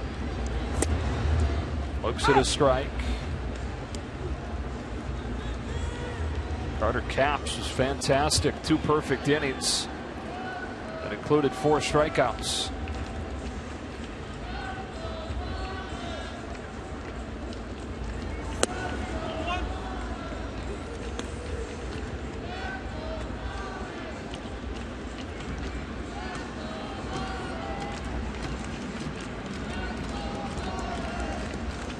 That is to REALMUTO with a 1-1 pitch.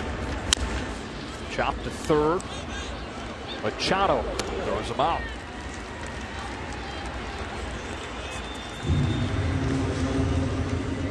Christian Yelich comes up. Talking with Dan Jennings about him prior to the game today. He said, look, this is the first adversity this kid has ever faced as a player. Skyrocketed through the minors after dominating as a high school player. Early draft pick. Had a good season last year as a rookie. But hitting just 178 coming into this one. Dan Jennings out there asking Jordan Baker to go down and talk with the crew chief Paul Emmel about something. Oh boy. Is he calling out his substance on Brian Mattis's arm? Like we saw Will Smith thrown out for a couple of days ago in Milwaukee. Like we saw Michael Pineda suspended for last year in New York. Buck Showalter comes to see.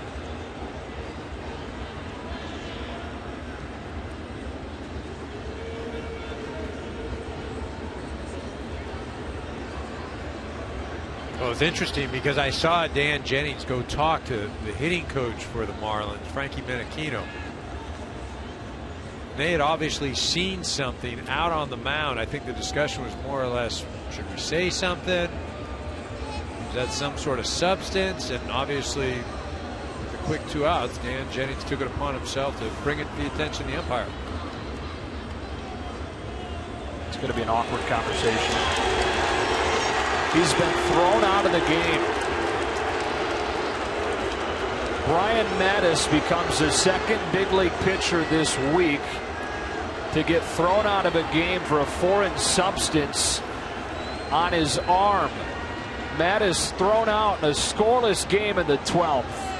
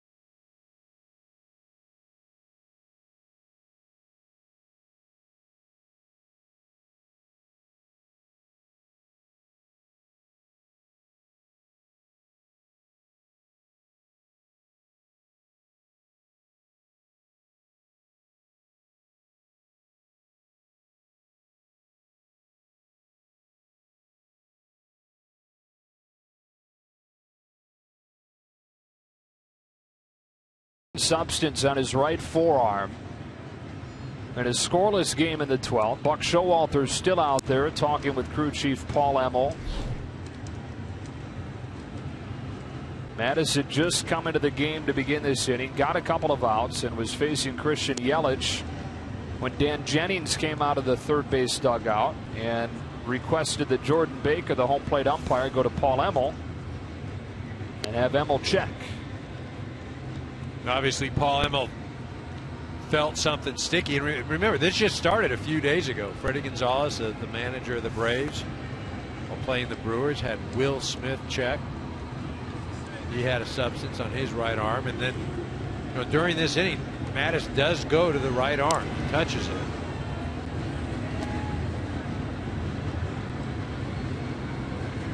It'll be interesting now because there are, a lot of pitchers do things.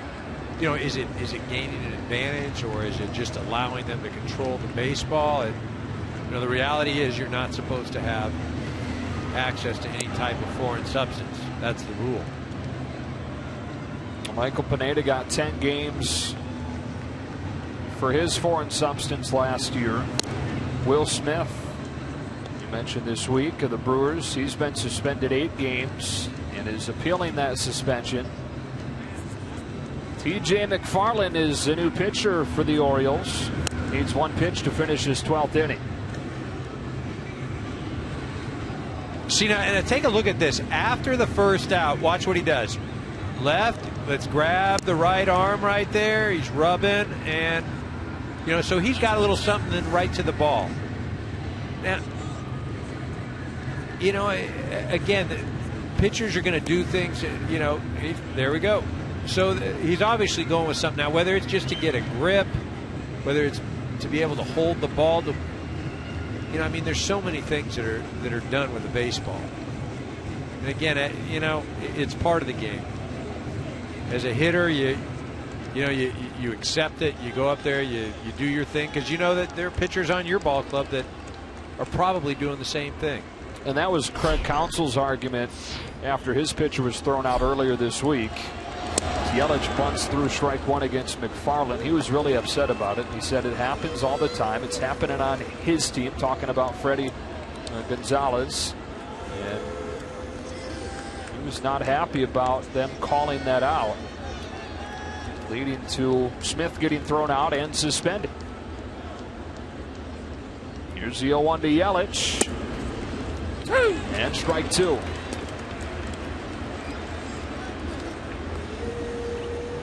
Freddie Freeman of the Braves said, you know what? It happens, and we're okay with it as hitters because it keeps them from having the ball slip out of their hand and hit us in the head.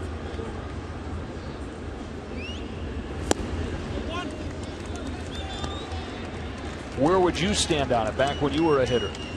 Well, it's again, you're talking about if somebody's constantly getting me out and they're using that not necessarily to control the ball but to make it do things, I'd probably have a little bit of an issue with it. The problem is I know the guys on my ball club are doing things. I had a pitcher show me one time, where he would hide some sandpaper, and he would put it on the string of his glove, pull the string, it would disappear into the glove, pull it out, it would pop out and be visible. He could doctor the ball.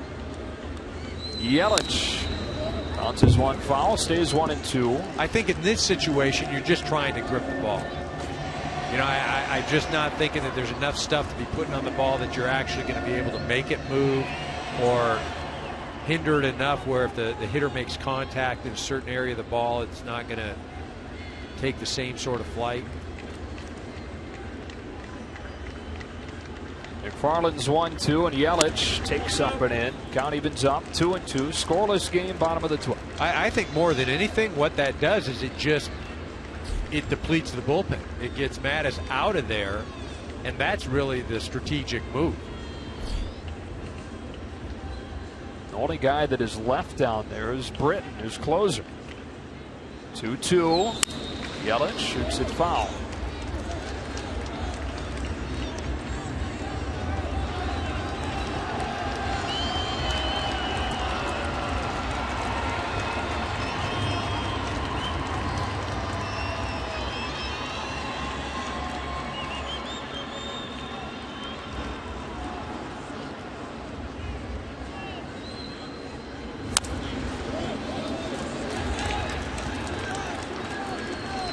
Yelich continues to battle. 9th pitch of this AB coming here.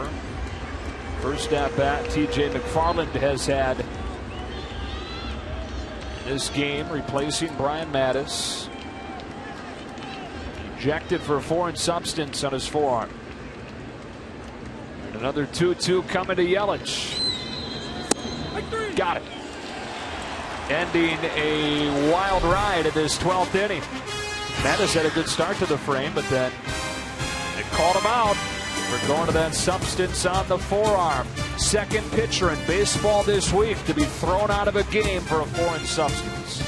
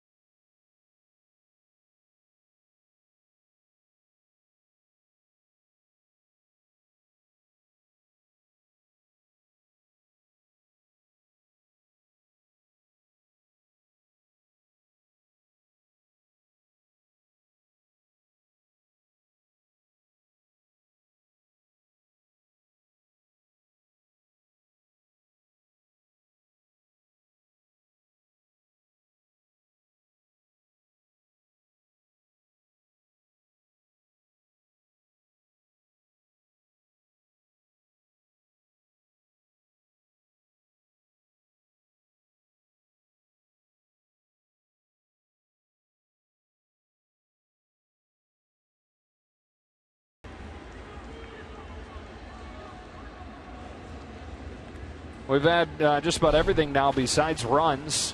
We start the 13th. Manny Machado. Big strike one from Carter Capps. Machado 2 for 5 today. Single in the first, double in the 5th. No runs on 8 hits for the Orioles, but 7 of those hits came in the first 6 innings. The bullpen for the Marlins has faced the minimum over its 6 innings of work. Here's the 1-1. Machado pulls it foul, 1-2. This is the Orioles' longest game of the season. It matches the Marlins' longest game of the season as far as innings.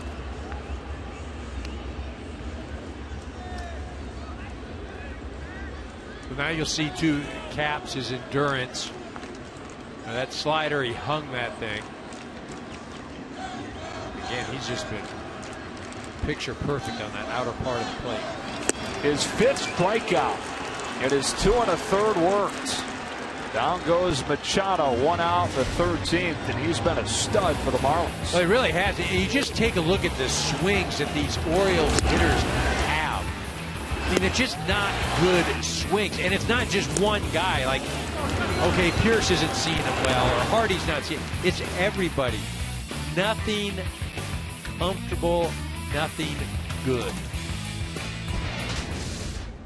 I mean, if he's hitting his spots with that type of velocity and movement, no contest. Jimmy Paredes with an ugly swing and a miss. I mean, that's really a situation as a hitter where you're saying, all right, I'm swinging at this pitch before he's even thrown it. It's almost you're making your mind up prior to the pitch to commit to swinging. Because you've got to? You've got to. Yeah.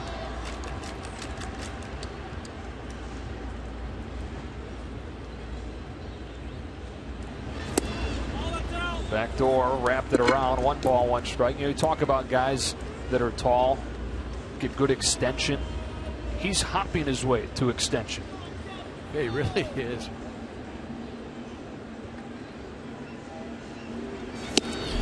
'97 with a hop. 1-2.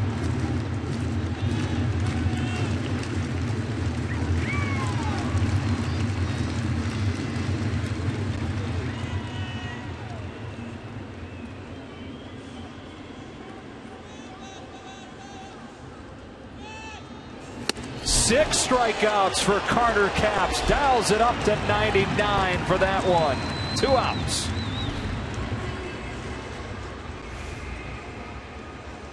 No, he's not messing around. He's making the top of this lineup. He's gone Machado, Paredes, who's arguably the hottest hitter in the American League. Now Adam Jones gets to see him. You just got to hope that he hangs a slider. I mean, that's where you're at right now as a hitter.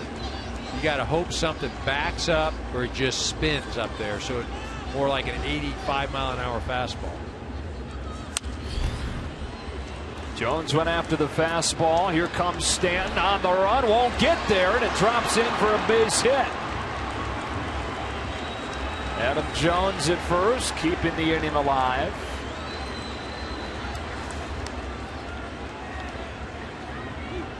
Well, when Stanton realized he wasn't going to be able to catch it, what you've got to do is make sure Jones doesn't get to second base. Now, right now, Jones only 1 stolen base, but yeah, he's got to run. You've got to run. This guy cannot be a lot of fun to try to catch and throw.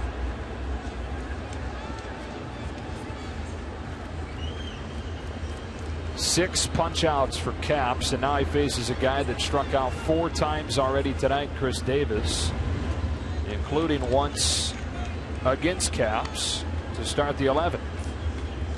Well, and the other night, the Arizona Diamondbacks just took full advantage of this Marlin ball club. 7 stolen bases. I believe a few of them against Capps.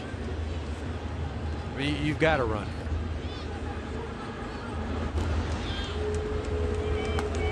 You've got the shift on right now. Got it, a little difficult for the shortstop to get to second base. And if he's moving, that opens up the hole. That ball's hit in the air to left. Yelich under it. That does it for the Orioles here in the 3rd inning. Still no score. Carter Capps putting on a show tonight.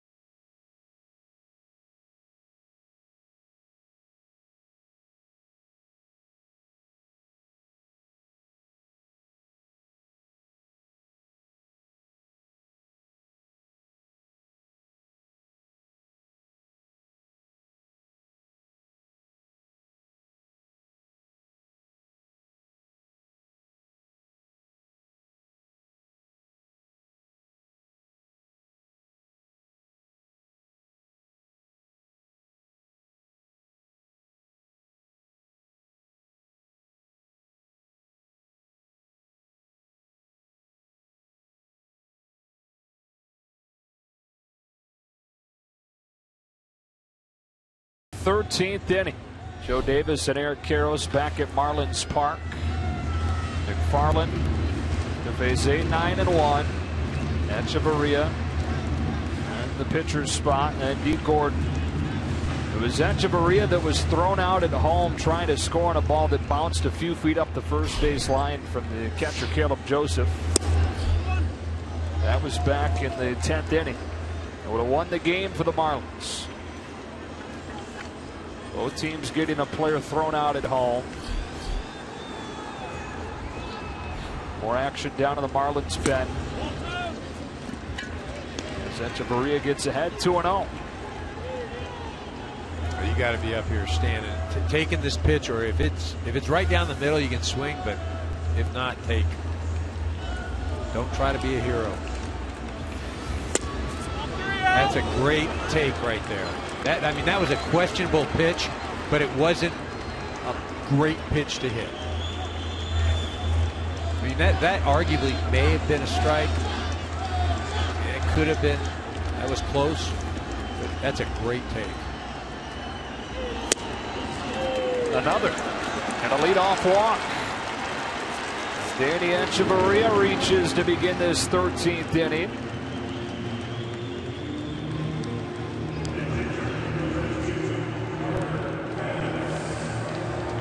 And that's what's left out in the bullpen, but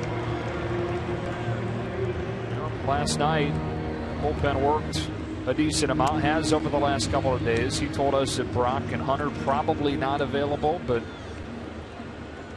that could change. Desperate times call for desperate measures. Carter Capps up there to hit and up there to bunt. Strike one. Well, and this is really a tough spot because, again, difficult to bunt. It's not like you're the batting cage. I mentioned it earlier. And look where Manny Machado is playing. He is right on top of Capps. Oh, I mean, he's got an opportunity to get the runner at second, and that's obviously what they're doing. They're daring Capps to try to swing the bat. Stabbed at it. Strike two. It's his first career plate appearance. Yeah, this at-bat bunt thing not happening for Capps.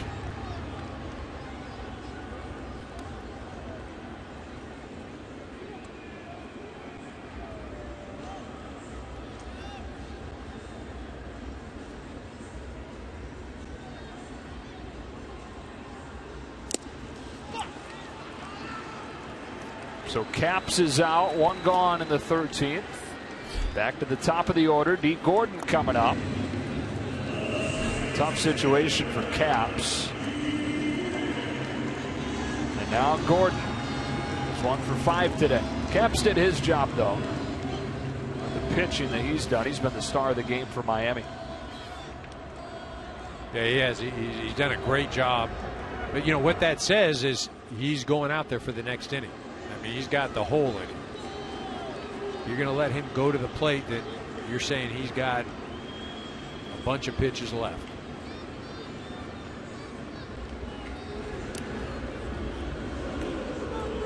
Echeverria going at some point. Yeah, I'm not going to run him yet. I'm going to let D. Gordon do something with the bat. He's got that hole on the right side. He's got Machado in on the grass, so really he could shoot something to that left side as well.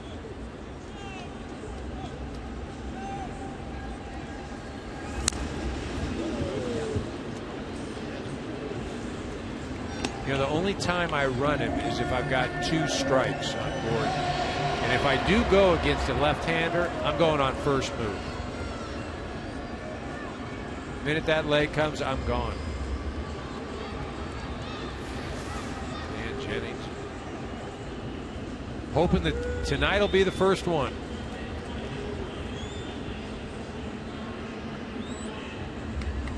McFarland's 0-1. Gordon bounces it foul. 0-2. And Jennings, former GM, as recently as Sunday, recently as 1 week ago, became the manager Monday.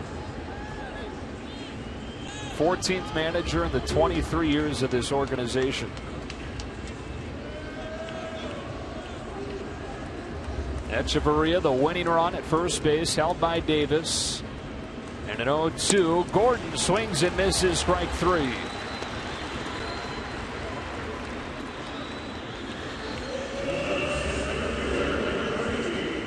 This is a great pitch by McFarland. You watch this thing, it starts on the inner half of the plate, then just dives under Gordon's hand. No way for him to make contact. That pitch is about 3 or 4 inches off of the plate. Nice job by the left-hander.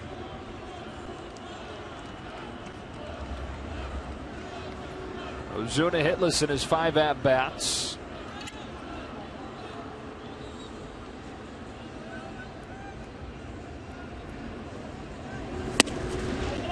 Ball 1. He's homered 3 times this year. It's just such a tough place to go out in, unless you're Giancarlo Stanton.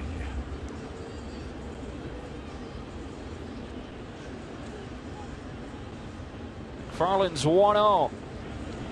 Ozuna rips a base hit to right. Echeverria first to third. Once again, the winning run 90 feet away for the Marlins. And up comes Giancarlo Stanton. I can't pitch to him. I got to walk him. I walk Stanton. Bases are loaded. And if Prado beats me, he beats me. But I'm not going to let Stanton beat me. Yep. Got to walk him, right? There it is. See you later. Second time they've walked him intentionally tonight. First time was back in the 6th. Martin Prado wound up pounding a ball, but it was right at Delmon Young and right.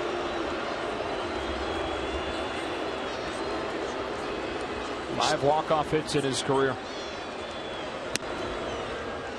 So if you're Prado, you're going up to the plate. You're looking for something up and away. Again, that's not where McFarland's going to want to throw it, but if he makes a mistake, it's going to be away. He's going to try and nibble on the outer part of the plate. He's going to try and stay down, maybe backdoor you with a breaking ball. You've got to hope he makes a mistake. It's up in the zone. You shoot it to right.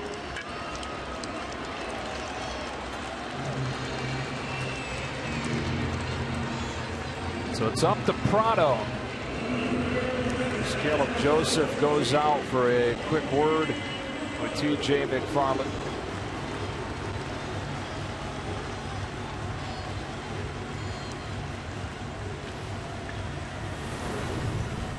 First season in Miami for Martin Prado. One of the 3 everyday players they brought in, along with Gordon and Morse, who has now become a bench player. Prado, such a pro. Chance to win the game. Echeverria, the winning run at third. Trying to snap this losing streak. Got to look for a fastball running up and away. Ball 1. The one thing that putting Stanton on does is it forces McFarland to throw strikes. Well, and you also have to remember, as a hitter, is he going to go to that breaking ball down in the dirt with the guy on third? Again, look for fastball up and away. Strike 1.